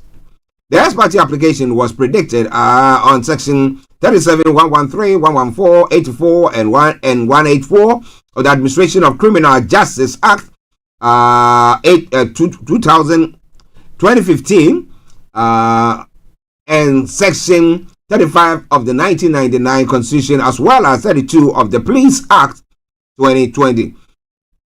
In the ex parte application argued by Senior Advocate of Nigeria and Deputy Commissioner of Police Simon Lau, the 6 defendants were said to be at large. The senior lawyer submitted that the defendants are involved in conspiracy, arson, terrorism, attempted murder, and murder of a superintendent of police, SP Brennan Baku Agbashim, and 5 other police informants. The 5 police informants they are alleged to have killed are Charles Osu, Ogbona Eja, Diawoku Felix, Paul Victor Chibugu, and Saturday Eddie. Justice Nweti granted the request of the IGP to declare the defendants wanted upon their arrest and investigation, bring them before the court for trial. So they are wanted, dead or alive. So let's say bring them to court, though. All right then, Starr ready, okay? Well, insecurity. Last week or two, we've been talking about this kidnapping that took place in Abuja. Well, but kidnappers are demanding 30 million ransom before releasing 2 teenage sisters abducted at the Guita community, Chikakore in Kubwa, Buari area council of the federal capital, Abuja. The bandits, numbering 6, struck on Sunday at about 11:25 p.m. and made away with the girls, who were said to be 16 and 14 years. Chikakore community had barely 8 days ago protested to the office of the FCT Minister Nyesom Wike over the state of the major road linking their community, which they described as one of the causes of serial kidnappings in the area. According to a source, the 2 girls, 14 and 16, were kidnapped from their home on Sunday. He said, I learned that the kidnappers have demanded 30 million ransom from the girls' family. Now, Josephine Ade, the spokesperson for the FCT Police Command, could not be reached for comments on the incident. What do you think Nigerians can do so that now we have the security authorities rising up to the occasion, seeing to quell this menace? Okay, some appointments here as well. The struggle to control assets of Nigeria Others Bank, the FBN Holdings PLC, seemed to be over as the bank yesterday named billionaire businessman and chairman of the Geregu Power Plant, Femi Otedola, new chairman of the board of directors. The appointment, effective January 31, 2024, followed a recent meeting of the board where Otedola succeeded Alhaji Ahmad Abdullahi. Otedola is expected to bring his extensive experience and strategic insight to FBN Holdings. His leadership is anticipated to drive growth, innovation, and enhanced performance in the company. In a corporate filing to the Nigerian Exchange Limited, the bank commended outgoing chairman Alhaji Ahmad Abdullahi for his achievements during his tenure, during which he guided FBN Holdings through numerous challenges, maintaining its stature in the Nigerian financial landscape. FBN Holdings PLC hereby notifies the Nigerian Exchange Limited and the investing public that at a meeting of the board of directors of the company held yesterday, January 31, 2024, the board appointed Mr. Olufemi Otedola as the new chairman of the board of directors of the company. Chairman of the board of directors, Mr. Olufemi Peter Otedola, succeeds the outgoing chairman of the board, Alhaji Ahmed Abdullahi. Femi was appointed to the board of FBN Holdings PLC on August 15, 2023 as a non-executive director. He is visionary entrepreneur with a track record of pioneering businesses, growing and transforming corporation, is stated. So that's a good one there for him. Let's see if he can turn the tide there for the FBN as well. Listeners, Starr Radio UK updates from Nigeria are coming your way. Well, today if you have the Naira and you want to buy some dollars, let me tell you what's happening there.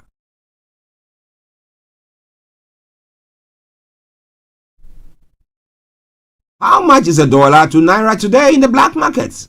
Dollar to Naira exchange rate today, black market, they say that the exchange rate for a dollar to Naira at Lagos parallel market, players buy dollar for 1,500 Naira and sell at 1,515 on Wednesday, 31st January, according to the sources at Bureau de Change. Note, the Central Bank of Nigeria does not recognize the parallel market market, that's the black market, as it has directed individuals who want to engage in forex to approach their respective banks.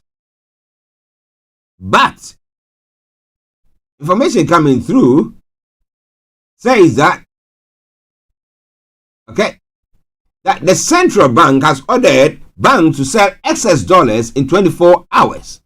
The Central Bank of Nigeria has ordered deposit money banks to sell their excess dollars stock latest by February 1 as part of moves to stabilize the nation's volatile exchange rate.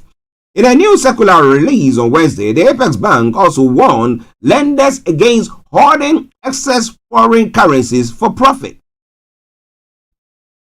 Titled Harmonization of Reporting and Requirements on Foreign Currency Exposure of Banks, the Apex Bank raised concerns over the growing trend of banks holding large foreign currency positions. The move comes barely 48 hours after the CBN released a circular warning banks and FX dealer against reporting false exchange rates, among others. In its latest circular, the Apex Bank accused a bank of holding excess foreign exchange position. It gave lenders until the 1st of February to sell off excess dollar position. They are holding it so that they can maximize profit. You know, that profiteering there. But well. They're saying that one of those things is one of those things.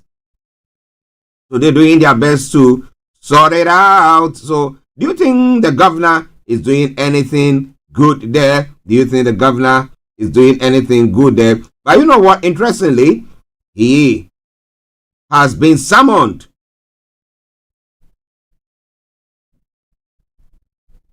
He has been summoned, and let me tell you more about that.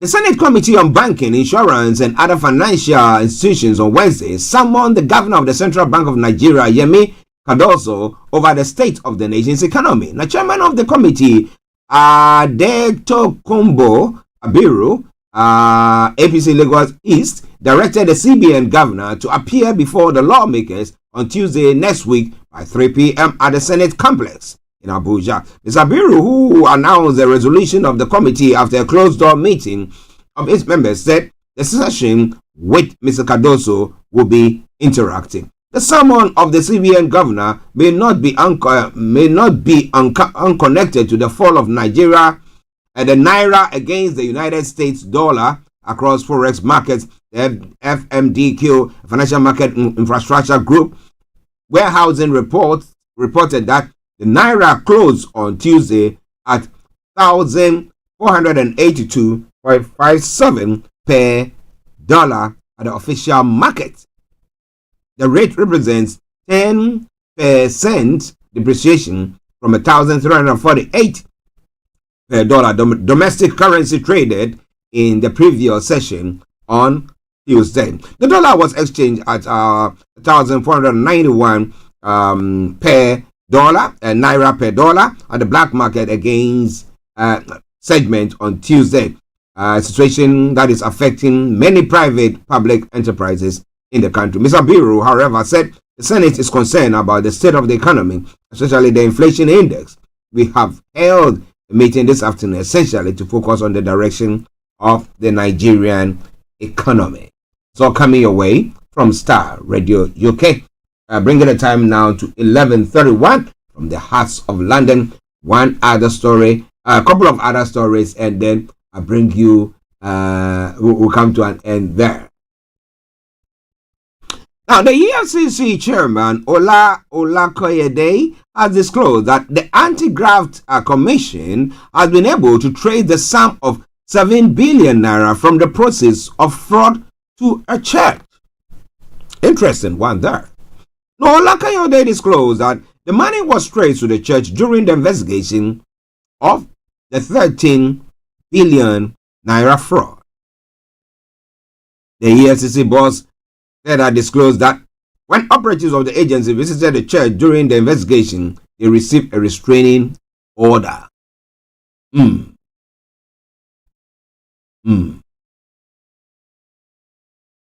But the EFCC disclosed that some of the religious bodies, organizations, sects, and institutions had been helped and support to fraudsters and terrorists.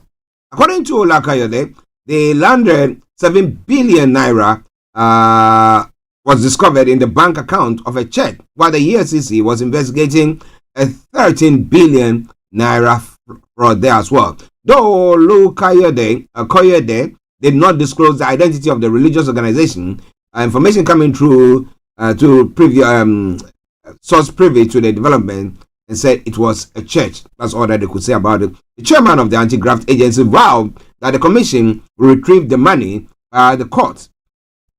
Olukoyode said, we are investigating an 13 billion naira money laundering case when we discovered that 7 billion of the 13 billion was linked to a religious organization's bank account. He added that when the religious organization was approached during the EFCC investigation, restraining order stopped the agency from probing further.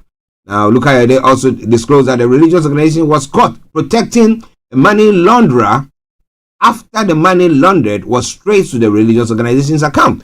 According to the EFCC, they received we've gone on and on about that. Now, listeners, this is all coming away from Starr Radio UK.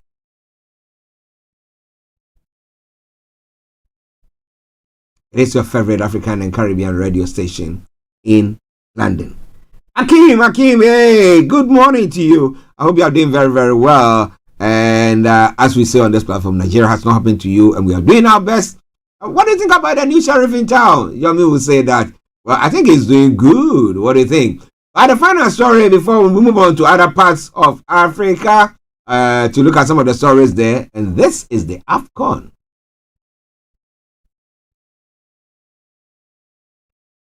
Nigeria and Angola will on Friday, February 2, fight for the chance to progress to the semi-finals of the 2023 African Cup of Nations. Now, both teams have been unbeaten in their 4 matches played at the tournament, with a hard-fought encounter expected at the Stade Felix Houphouët-Boigny in Abidjan. Now, Nigeria, however, will be the favorites to overcome the Angolans and take a further step towards the quest for a 4th continental crown. The Super Eagles started the AFCON adventure with a shaky 1-1 draw with Equatorial Guinea, but produced a smash and grab display to claim one goal win over hosts Cote d'Ivoire on match day 2. Nigeria needed an own goal to dispatch lowly Guinea-Bissau in their last group match, only for 2 brilliant Ademola Lookman goals to power them past Cameroon in the round of 16. Now, while Nigeria have blown cold and hot in equal proportions, however, Angola have been progressively impressive. The Pelicans Negras, who did not win the match at the 2019 AFCON and failed to qualify for the 2021 edition, held former champions Angola to 1-1 draw in their opening Group D match in Cote d'Ivoire. The Angolans followed it up with a thrilling 3-2 win over Mauritania before securing an excellent 2-goal win against Burkina Faso to finish as group leaders. Their second round clash with Namibia proved their easiest challenge as a Gelson Dala brace and another strike from Mabululu helped them through to a 3-0 victory. Now Angola are on an unprecedented 3 AFCON wins in a row, and a triumph over Nigeria will not only guarantee a historic fourth, but also lift the Palencas Negras to a first ever appearance in the semi-finals. However, the Nigerian loss in the quarterfinals of the AFCON is not a common sight. So I'm sure Nigeria is going to do its best to whip them arms down. Let me say good morning to my baby sister Delta. Mom, I hope you are doing very, very well. I love her to bits, I call her my mom. Yes. All right, and listen to Starr Radio UK, your favorite African and Caribbean radio station in London. We're going to take a break. Once we come back, I'll be taking you to other parts of Africa to look at some of the stories making the rounds there. So don't touch that out. Continue to share the broadcast with your friends and loved ones, and invite them to like our pages as well. Starr Radio UK. Hi guys, this is your friend Uruj from SendWave. SendWave is a money transfer app that is used by people all over the world to send money to their loved ones in Africa. With SendWave, you can send money to Ghana, Nigeria, Kenya, Uganda, and Tanzania. And the best part is, SendWave is absolutely commission-free. Our exchange rates are excellent. You can see for yourself by checking them out on our website. So how do you use SendWave? SendWave is an app that you can download onto your phone from the App Store or Google Play Store. The app is free to download. After downloading it, just open the app and enter your name, email, and phone number. That's it. You're good to go. Make sure you use the promo code SR. S for Star, R for Radio. This promo code will give you £5 free credit to send to Africa on your first transaction. Your money will be delivered to your recipient within seconds. Feel free to call me on 0749 7377 647 at any time. I'll be happy to tell you all about SendWave and help you in any way I can. Remember to use the promo code SR for £5 free credit. Medasse. Hi everyone, it's your girl BB Clement, the author of How to Go From Employee to Entrepreneur and the host of your weekly business show, BB Means Business. The show where we discuss everything you ever wanted to know about business but you were afraid to ask. How do I start my business? How do I raise the finance? How do I grow my business? Where am I going to find my customers? Join me every Tuesday at 1:30 p.m. on Starr Radio UK to get all the information and tips that you need to become a successful entrepreneur and become financially free. Remember, don't let life dictate to you. Rather, put your signature on life.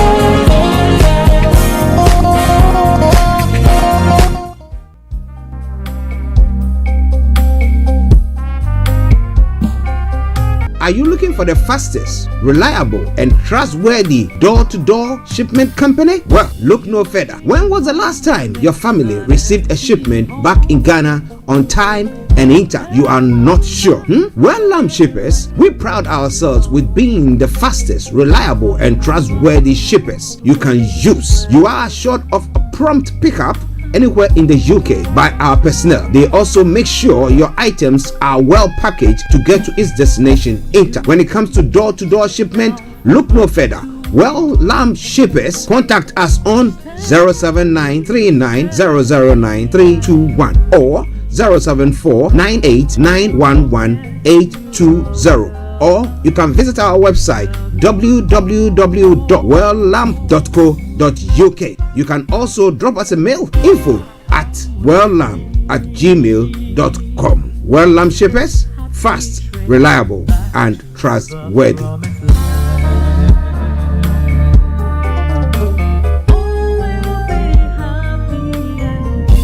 Archie on Starr Radio. Nobody does it better. This is the morning show with Archie. Welcome back to the program Starr Radio UK, your favorite African and Caribbean radio station in London, bringing the time now to 11:40, and it is the Thursday edition of the morning show. Thank you to every one of you who have joined us on the various platforms. Yes, I love it to bits when you are there for us. Share the broadcast with your friends and loved ones and invite them to like our pages as well. My apologies for that. Okay, now let's move on to some other stories making the rounds on the African continent, and notably, boom, 10 African cities with the highest crime index at the start of 2024. Now, crime has a global reach, and Africa is not exempt from its impact. The continent grapples with crime rates influenced by socio-economic disparities. Now, factors such as poverty, limited educational access, and economic inequality contribute to a climate where some individuals resort to illicit activities for survival. Southern African countries face significant challenges marked by high crime rates linked to issues like drugs, kidnappings, and armed conflict. Does it reflect something now? Now, according to the latest update from Numbeo Crime Index, urban areas exhibit high crime frequencies than rural or suburban areas. The crime rate is calculated as the number of offenses per capita per year, offering insights to the safety of a particular area. Numbeo categorizes crime levels as moderate between 40 and 60, high 60 and 80, and very high exceeding 80.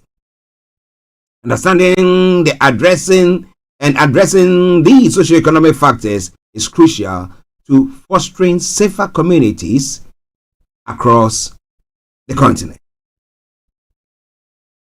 Now, so let me tell you.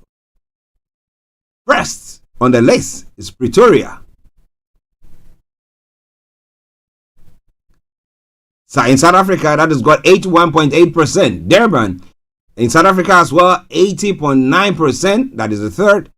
And then Joburg, that's got 80. That's Johannesburg in South Africa, 80.7%. Now, Port Elizabeth in South Africa is 77.0. Now, Cape Town, South Africa, 73. Ranking 16. Now, Lagos, Nigeria, 68. Ranking 27. Windhoek in Namibia, 67. Harare, Zimbabwe, 61. Nairobi, Kenya, 59. Casablanca, Morocco, 54.4.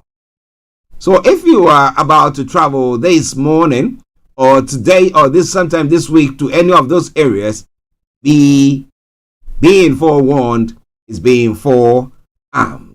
It is all coming away from Starr Radio UK, your favorite African and Caribbean radio station in London. Now, Zimbabwe opposition figure Job Sikala will soon walk a free man. A court on Tuesday, January 30, handed the lawyer a 2-year suspended sentence for inciting public violence. The court ruled to free the activist, who has spent nearly 600 days in pre-trial detention. The politician was detained in June 2022 following the killing of an opposition activist, More Blessing Ali. The former MP was accused of encouraging supporters to violently react to the murder of Ali. Nasikala was convicted of inciting public violence on January 24 in Harare. He had denied the charge.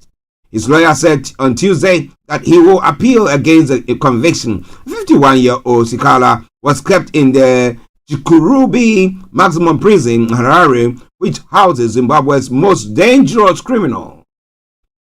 Former opposition parliament member Godfrey Sitoli, with whom Sikala was convicted and charged, was handed the same sentence. Well, are they going to be freed? That's the question. But listeners, this is all coming away from Starr Radio UK. Intimidation, rule of law. Do we see that on the African continent? That is where the worry is. That it looks like these Sahelian countries, 3 French-speaking countries, who have formed a group,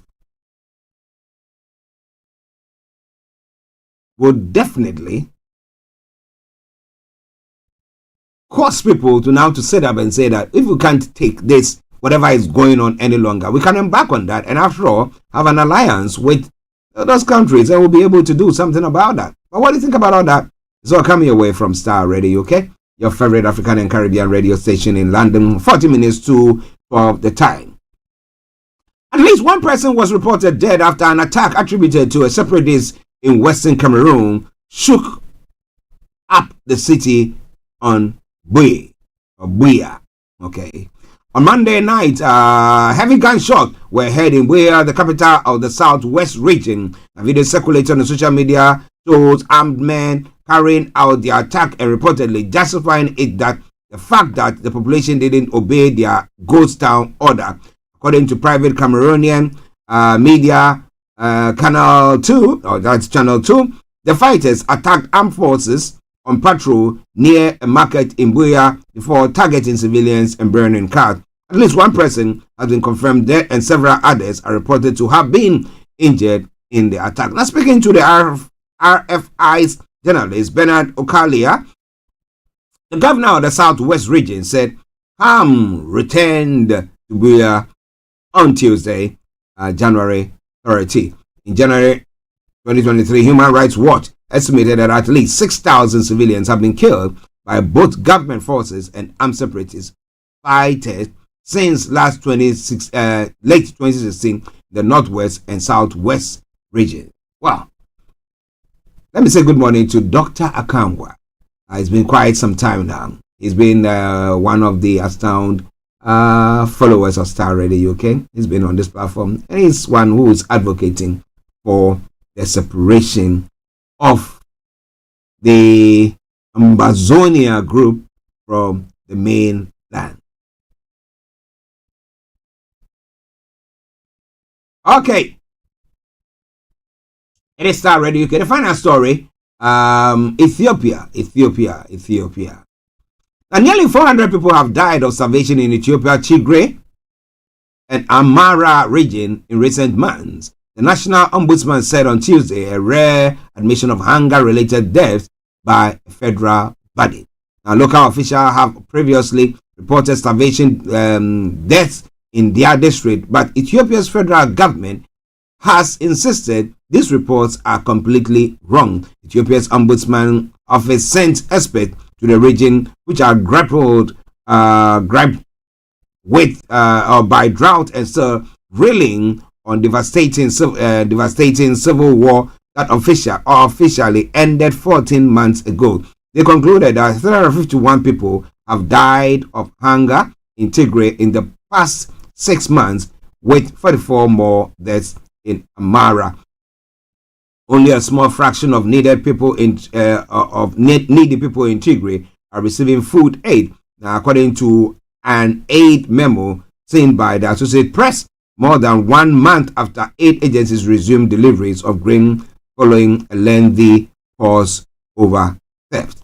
Just 14% of 3.2 million people targeted for food aid by humanitarian agencies in Tigray this month had received it by January 21. According to the memo by the Tigray Food Cluster, a group of aid agencies co-chaired by the UN's World Food Program and Ethiopian officials. The memo urges humanitarian groups to immediately scale up their operations, warning that failures to take swift action now will result in severe food insecurity and malnutrition during the lean season, with possible loss of most vulnerable children and women in the region. But come to think of it, in the biblical days, we were talking about starvation in all those places. So is it the El Nino weather that is causing this? That's why some people think that all this weather, environmental thing, they think, no. Because we've been seeing all this drought and flooding. Back in the day, we didn't see all that. But has it worsened? And is there a way to keep everything that is happening there? This is all coming your way from Starr Radio UK, your favorite African and Caribbean radio station in London. One of Ghana's outstanding MPs whose life was taken will soon get some justice. Now, Justice Lydia Osei-Mafo, the presiding judge in the case in which Daniel Asiedu is facing a jury trial for the murder of Joseph Boachi Dankwa Edu, hopes the trial will be completed in March 2024. This was after the court on Wednesday, January 31, 2024, together with the jury, agreed on a series of dates to expedite action in the trial. The trial has stalled since the beginning of 2023-2024 year as a result of the jury not properly constituted, with the juror having to go on a maternity leave since October last year. The investigator, Chief Inspector Augustine Nkrumah, now Assistant Superintendent of Police, who is the 8th prosecution witness, is expected to face further cross-examination from the defense lawyers led by Yao Dankwa. Prosecution led by Mrs. Sefako Bache, Principal State Attorney, will close their case after his cross-examination. In order to ensure a speedy trial, the court, together with the jury, the prosecution, and the defense lawyers, have since agreed on a series of dates beginning February 20 to March 27 to complete the case. Further dates have been agreed upon for the continuation of this trial, which starts from February 20 to 27, by which time the trial would have been completed. Justice Lydia Osei-Mafo stated prior to adjourning the case to the February 20, 2024. Daniel Sedu alias Sexy Don Don has pleaded not guilty to the charge of murder and is standing trial. He has also denied the charge of robbery. Sedu, together with Vincent Bosu alias Agongo, have been charged with conspiracy to rob. Both are still in lawful custody, with prosecution calling witnesses, with the investigator currently in the witness box. Well, let's see. I hope that it's not just going to be some legal gymnastics taking place there. So now, finish, and then they just use somebody or take somebody as a scapegoat, and then boom, boom, boom, boom, boom. I hope that it wouldn't work that way. Now, in other stories making the rounds as well, the Attorney General has come out to say that, he has disclosed that the government will continue to offer support to the family of the slain military officer, Major Maxwell Mahama. According to the AG, that is the little the country can do for the bereaved family or the soldier who was cruelly murdered. I want to assure the family that the government will continue to support the immediate family he left behind, the children and all. Indeed, right after the verdict of the Chief of Staff called my office, in my interaction with her, it came across that the government has actually kept its word to support the children. I mean, that's just the little that we can do as a nation, and we will continue to do that. The Attorney General said when he received a delegation from the late Major Mohammed's family at his office following the successful prosecution of 12 of the 14 persons convicted and jailed for life over the soldier's gruesome murder. Veronica Bamford, mother of late Major Maxwell Adams Mahama, on her part, paid emotional tribute on how she had to deal with the death of her son. Now, while thanking Ghanaians and the members of the Major Mahama Foundation for the support, he said mob justice is not the way forward.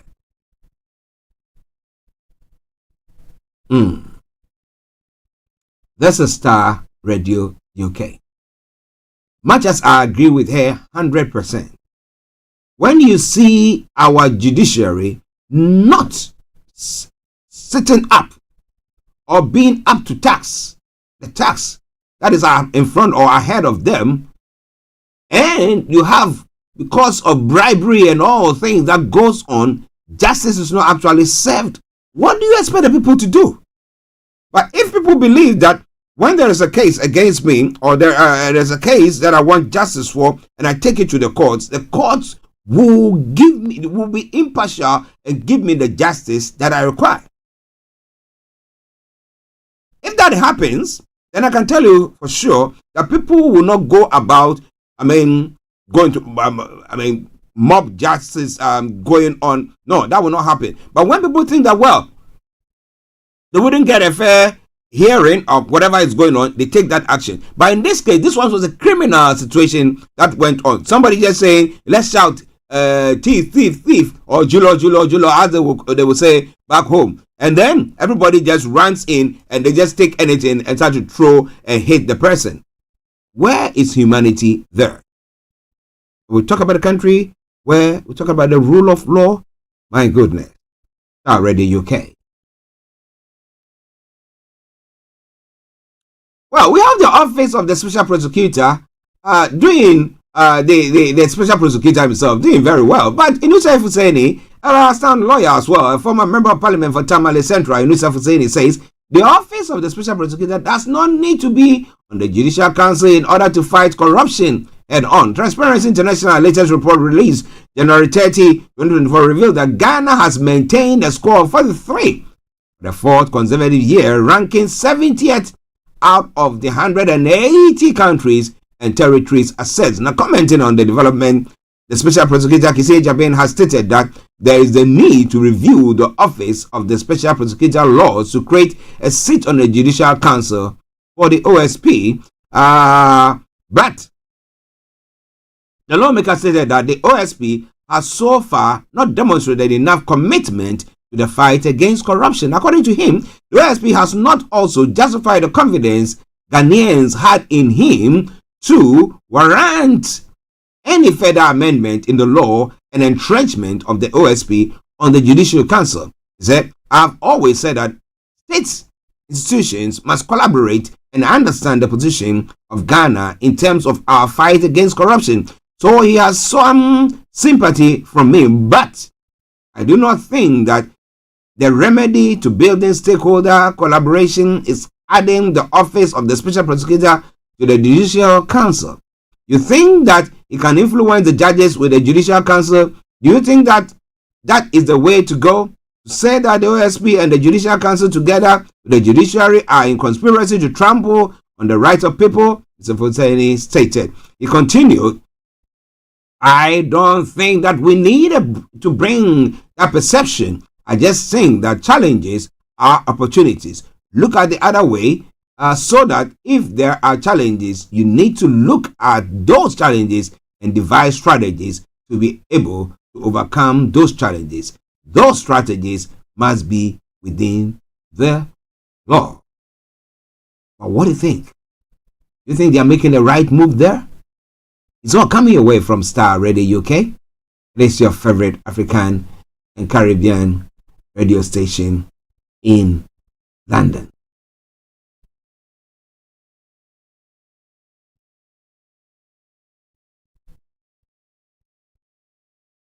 In another story, the National Democratic Congress has called on the government to implement the recommendation of Emil Short Commission of Inquiry on Ayawaso war gun violence, which has been abandoned for the past 5 years.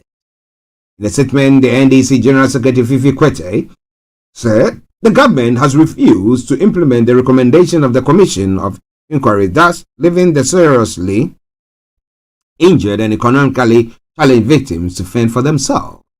This is the last year of the insensitive Kufuor government, which Ayawaso West war gun disturbances as a focal learning point managed to kill 8 more people in order to win 2020 general elections. In the face of all this, the NDC calls on the government to immediately carry out the recommendations of the Emil Short Commission of Inquiry to bring quick and long-lasting relief to the victims of that dastardly event, Mr. Kwete stated. He continued to bring end to the darkness that has been falling our homeland since the coming of the Kufuor-led government of the NPP. The NDC calls on all voters in Ghana to stand ready to massively vote out the Kufuor government, which has stained our democracy with the blood of innocent Ghanaians.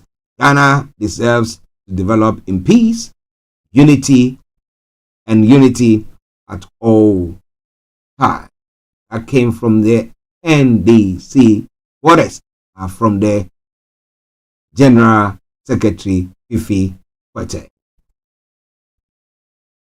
A couple of stories and then we'll bring the program. We'll cross over to other parts of the world as well. Outgoing CDS thanked IGP Dampare Police for historic guard of Anna. The outgoing Chief of Defense Staff, Vice Admiral Seth Amuama, has expressed his gratitude to the Inspector General of Police, Dr. George Akufu Dampare, for the farewell guard of honor held for him at the police headquarters on Tuesday, January 30, 2024. The farewell speech, in which he thanks the various heads of security agencies, Vice Admiral Seth Amuamwa noted that the guard of honor held for him was historic and unprecedented in the annals of the country. He charged the security services to maintain their collaborative efforts in the interest of peace and the security of Ghana. The Inspector General of Police, Dr. George Akufu Dampare, in his welcome address, expressed profound appreciation for Vice Admiral Seth Amuamwa over 4 decades of unwavering commitment to Ghana. The IGBs highlighted the collaborative spirit that defined the relationship between the Ghana Police Service and the military under Vice Admiral Amuamwa's leadership. In a series of heartfelt tributes and remarks, head of the other security services, the Director General of Prisons, Mr. Isaac Kofi Ejiri, Chief Fire Officer, Mr. Julius Kono, Comptroller General of Immigration, Mr. Kwame Esuya Techi, and the Commissioner of the Customs Division of the Ghana Revenue Authority, Alhaji Saidu Idrisu Idiza, took turns to extol Vice Admiral Seth Amuamwa for his exemplary dedication and collaborative support. The security chiefs, in an unified gesture, presented a citation of honor to the outgoing Chief of Defense Staff, commending his outstanding leadership qualities and the unbreakable bond fostered among the various security agencies under his tenure. And it's a good one there for him being the CD as Chief of Defense Staff and being accorded that. I think is a good one. It is a good one. Listeners, it is Starr Radio UK. It is your favorite African and Caribbean radio station in London. Is it because it got a good rapport with the IGP? That's why he's got that, or all the other service chiefs thought that, well, it would be good for us to come together to celebrate him. Well, the final story from Ghana. Why didn't you retire GRA boss as you did to Domelevo? That's a question that's been posed by a journalist to Akufo-Addo.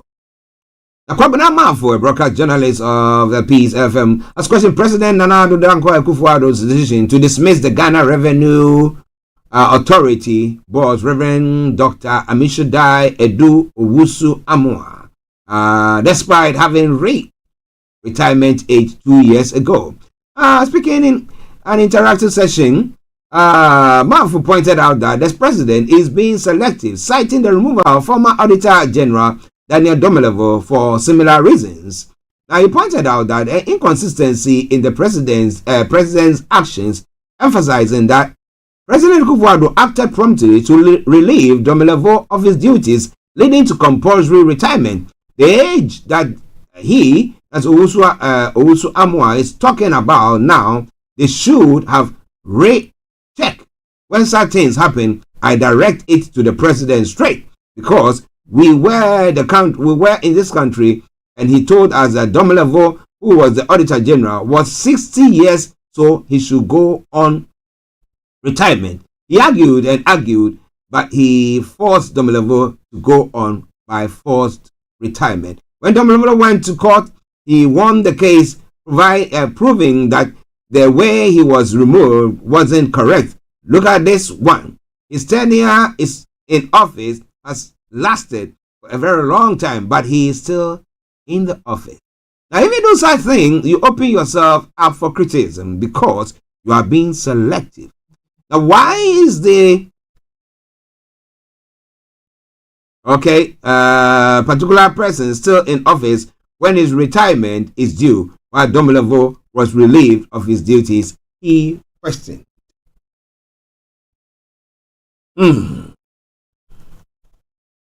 See, I talk about justice. You will receive any justice of a sort? Listen to Starr Radio UK. If you want to join in, 0208 133 2257, the number. You want to text or WhatsApp as 075396617744. Our Twitter handle, or our X handle, let me put it that way, it's at Starr Radio UK, and email address is info@starradiouk.com. X.com. Elon Musk says we want X, so our X handle. Okay. Now, in other parts of the world, one of the stories that's broke here in the UK. Well, the central bank is continuing to maintain the interest rate. Bank of England interest rate keeps interest rate at 5.25. Interest rate at 5.25%. So there's not been any changes there. Okay. But though inflation has fallen further. All right then. Well, say they want it to fall to some extent before they bring the interest rate to virtually where we were. If we will get there, I'm not sure that we're going to get there, but I think they will maintain it about 2% thereabout. Okay, now let's move on to some other stories making the rounds in other parts of the world. Now, EU leaders have unlocked 50 billion euro support package for Ukraine. All 27 EU leaders have agreed on a 50 billion aid package for Ukraine after Hungary had previously blocked the deal. Ukrainian President Volodymyr Zelensky welcomed the new funding, saying it will strengthen the country's economic and financial stability. Now, Ukraine's economic ministry said it expects the first tranche of the funds in March. There has been fears Hungary's prime minister will again block the package, as it did at a European summit last December. Now, Viktor Orban, Russian President Vladimir Putin's closest ally in the EU, had said he wanted to force a rethink of the bloc's policy towards Ukraine and questioned the idea of committing to fund Kyiv for the next 4 years. The package will help to pay pensions and salaries and other costs over the next 4 years. It comes as U.S. military aid to Ukraine is being held by Congress. Now, news of the agreement was announced less than 2 hours after the summit started, surprising many observers who had expected talks to go on much longer due to the depth of this agreement between Mr. Orban and the EU leadership. Diplomatic sources said that the new deal includes a yearly discussion of the package and the option to review it in 2 years if needed. Well, at least a bit of hope for them. But it's all coming your way from Starr Radio UK, your favorite African and Caribbean radio station in London.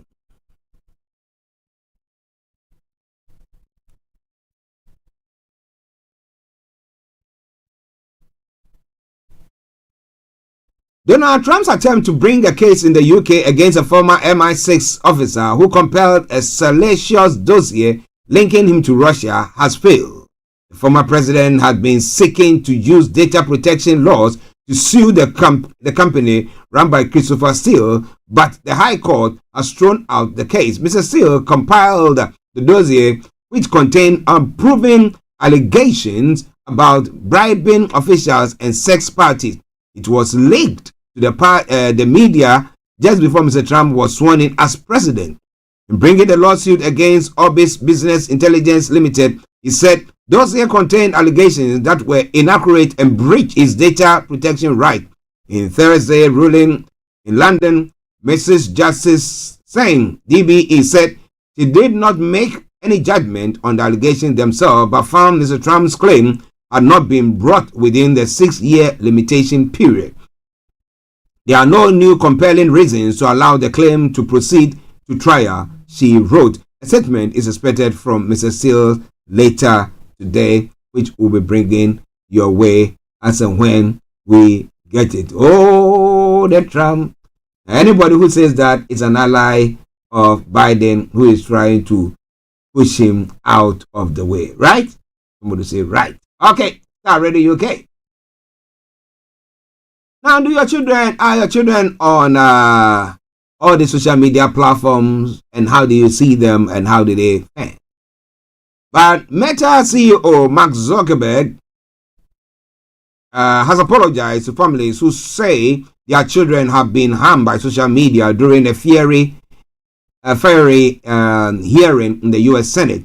Mr. Zuckerberg, who runs Instagram and Facebook, turned to them and said no one should go through what they had. He and the bosses of TikTok, Snap, X, and Discord were questioned for almost 4 hours by senators from both parties. Now, lawmakers wanted to know what they are doing to protect children online. Legislation is currently going through Congress, which aims to hold social media companies to account for materials posted on their platform. Wednesday's hearing was a rare opportunity for the U.S. senators to question tech bosses. Well, at least he held his hands up and apologized for what has gone on, what they've not done so far to protect these individuals. Now, U.S. Senator Tom Cotton repeatedly asked Chu Zichu, the CEO of Chinese-owned social media app TikTok, about his links to the Chinese Communist Party, despite Mr. Chu repeatedly asserting that he is a Singaporean at a hearing in Washington, D.C. on Wednesday. In his minute-long exchange, Mr. Cotton asked Mr. Chu about his citizenship, passport, and whether he is a member of the CCP, to which he replied, Senator, I am a Singaporean.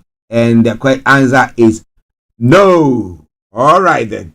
Well, Starr Radio UK, before we cross over to the UK to bring you all the other stories making the rounds there as well. Rumors about Imran Khan's third wife did not take long to start swelling. For a start, Bushra Maneka, as she was known before her marriage to Pakistan's former cricket captain turned politician, was quite different to her two glamorous predecessors. While British society Jemima Goldsmith and journalist Rema Khan graced the covers of magazines and television screens, he stayed hidden behind a veil. In fact, Khan will tell the Mail proudly in 2018 that he did not catch a glimpse of my wife's face until after we were married. Now, something that he said would have been unthinkable back in the 1980s, his heydays on the London nightclub circuit. Now, it was, he said, Bushra's intellect and character which drew him to her, but that was not what really got people talking. It was instead the mystical powers she was credited with. So if she's got that mystical powers, how come he's not been able to release the husband from incarceration? The woman now known as Bushra Bibi was in fact a faith healer with a small following who respected her as a spiritual advisor. On Wednesday, the couple were both sentenced to jail and fined more than $2 million each in corruption case. News that had readers round the world googling her name to find out more about her. Interesting. So if the election goes the other way, will he be released? That is a question. But listeners, this is all coming your way from Starr Radio UK. It is your favorite African and Caribbean radio station in London.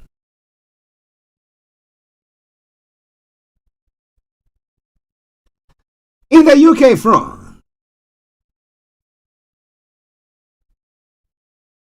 witnesses have described a horrific scene after a mother and her two girls were doused in their car with a corrosive substance in South London. The family, 3 responding police officers and 2 others who tried to help were taken to hospital after the attack in Clapham on Wednesday. An eyewitness said the mother cried, I can't see, as he tried to help. It was quite horrific, he added. Now, police searching for the suspect, the Metropolitan Police said emergency services were called to Lesser Avenue near Clapham Common at 19:25 GMT on Wednesday evening after reports of an attack with a suspected corrosive substance. Now, tests were ongoing to determine the substance involved, the force added.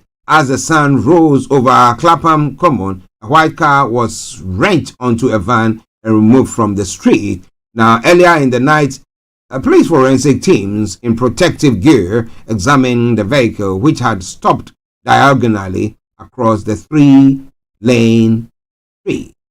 Well. Car Radio UK, your favorite African and Caribbean radio station in London. I do ask myself, such callous acts by people like that, what is all that about? I saw come your way from Starr Radio UK.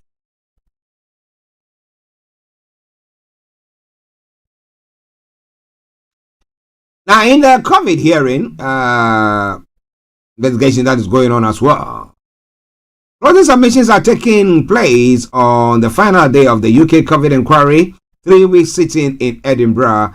Claire Mitchell, KC for the Scottish COVID bereaved, says the Scottish government showed a lack of urgency at the start of the outbreak. She argues that there was a culture of secrecy and that the bereaved have been robbed by the deletion of WhatsApp messages by ministers and advisors. Now, earlier Scottish Secretary Alistair Jack said he deleted all his WhatsApp messages in 2021 to free up storage capacity on his phone. The UK government minister says he regrets doing so, but that he did not take a government decision by WhatsApp.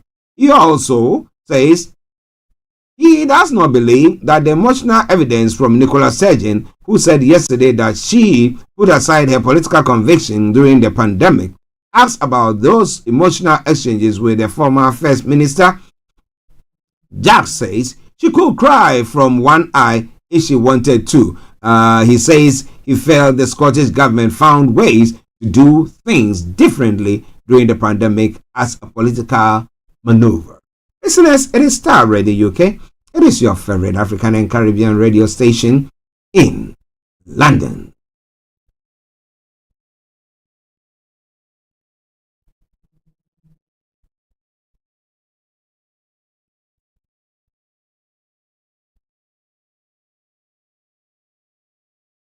The former Afghan Special Forces who served alongside the British but were denied relocation to the UK will have their cases re-examined, the government has said. The Armed Forces Minister James Hippie said ineligible applications with credible claims of links to Afghan specialist units will be reassessed. So-called triples were elite units set up, funded and run by the UK, but hundreds had their relocation claims denied following the Taliban takeover of Afghanistan in 2021. The campaigners have been fighting for them ever since the Taliban swept into Kabul in August 2021, with one describing the government announcement as a momentous decision and a life-changing day. The Afghan Relocation and Assistance Policy, ARAP, was launched in April 2021 for Afghan citizens who worked for or with the UK government in exposed or meaningful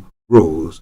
Those eligible may relocate to the UK with a partner, dependent, children, and additional family members who are also deemed eligible for the scheme. That's it. Okay? So coming away from Starr Radio UK. Now to the final story. One more before I come to the final. Okay. Well, a police chief has warned the XL Bully Dog ban, which began overnight, poses logistical challenges for officers. Now, Mark Harbour from the National Police Chiefs Council said the ban could spark higher demand for kennel space before a court decision. Well, what do you think? If somebody comes that way, what do? You are caught as somebody with a dog that if not actually registered or anything, what do you do with them? Do you just put them down? Well, an expert on dangerous dogs fears the ban will also compound an existing shortage of trained officers. The government says police will be supported and officers given extra training to identify XL bullies. Now, new laws banning the breed in England and Wales takes effect from today. For some months, owners have been able to apply for an exemption certificate if they can prove their dog had been nurtured before a specific or nurtured before a specific date. They were also required to pay an application fee, hold liability insurance for their dog, and ensure it was microchipped. Well, do you have one of that? More than 35,000 dogs are now registered for exemption, but those owners without could face a criminal record and unlimited fine. Well, if you can control it, why not? There are others who can't control it, and they go cuckoos every time. Okay. Jeremy Hunt has said there is likely to be a less scope for tax cuts in the March budget than there was last autumn. The Chancellor said he wanted to lighten the tax burden to help grow the economy. But he said this had to be done in a responsible way. In last year's autumn statement, when the government set out its tax and spending plans, Mr. Hunt announced a cut to the main rate of national insurance from 12 to 10%. In January, Mr. Hunt repeatedly hinted that he was aiming to cut taxes in the spring budget. Now, speaking at the annual World Economic Forum in Davos, Switzerland, he said the countries with lower taxes have more dynamic, faster growing economies. Do you think that that is why UK's economic growth is virtually the last but one when it comes to the G5 or the G7? What do you think about all that? Well, final story, and then we bring the program to a close. The Bank of England has left UK interest rates unchanged. Its base rate has been held at 5.25%, but it admitted it had discussed cutting rates. There was a three-way split, with two members of the Monetary Policy Committee wanting to increase the bank rate to 5.5. One wanted to reduce it to 5, while 6 were in favor of the whole. Now, the one who wanted it increased, what was he looking for? I bet people are going to bash him at them, but we wouldn't know whoever it is, right? Okay. Listeners, let me say thank you very much for another wonderful time for joining us. As many of you who join us on the various platforms, I salute you. And as I said, for my Nigerian listeners as well, Mr. Olaimi Koiki, we are working and doing everything possible so that he'll be able to join us. There is another sermon that is on. That takes the time. That clashes with the time that we are on air. That is why he is not on. But we're doing everything possible, whether it should be a pre-recorded one, whatever it is, we'll do that every morning and he will be bringing you those updates. So, don't lose hope. Yeah? All right then. So on that note, let me say thank you very much to each and every one of you for sharing your take with us and for joining us as well. But let me bring you this song from Kofi Boham. And, I like giving people hope. Yes, I'm a prophet of hope. Yes. And what do I say this morning? Broken pencils still rise. So keep on writing. It doesn't matter what you're going through. This is a new month. It's a new day. You can still make it in spite and despite. Yeah? All right then. On that note, see you all tomorrow. It's been a pleasure. I remain yours sincerely, the one and only Archie. And as we say on this platform, may Nigeria not happen to you. Bye-bye.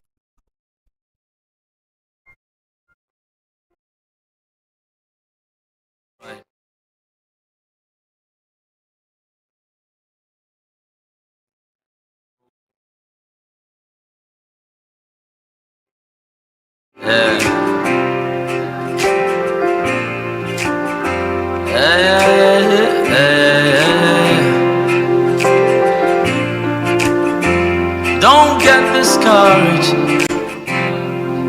I see you fighting all the demons in your life that have wreaked heavy carnage. Don't be dismayed. I know you think that your dreams and everything that you hope for seem to be late.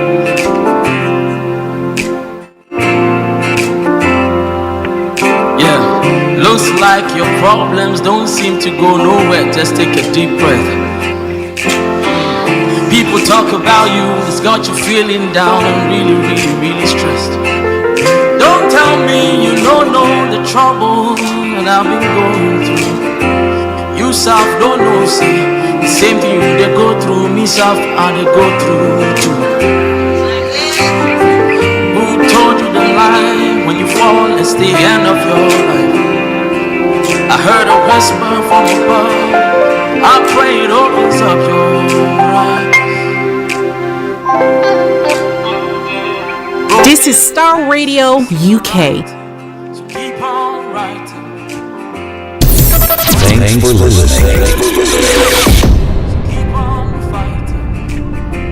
One day you lift up your eyes to the skies and your light will be shining. One day you will win. Yeah. One day you will win. Broken pencils still write, so keep on writing.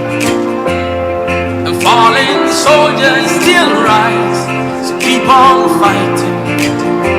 One day you'll lift up your eyes to the skies and your light will be shining.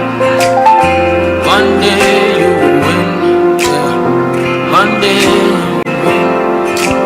Now snap on it. Yeah, yeah, yeah.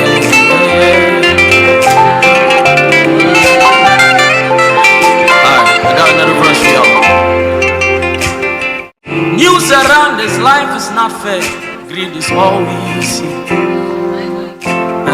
You gave your heart to the wrong folk, they broke it, and now you put it on free. Fake life on Instagram and Snapchat got you feeling ungrateful. My sister, if you could see the real them, you know you are being a grateful.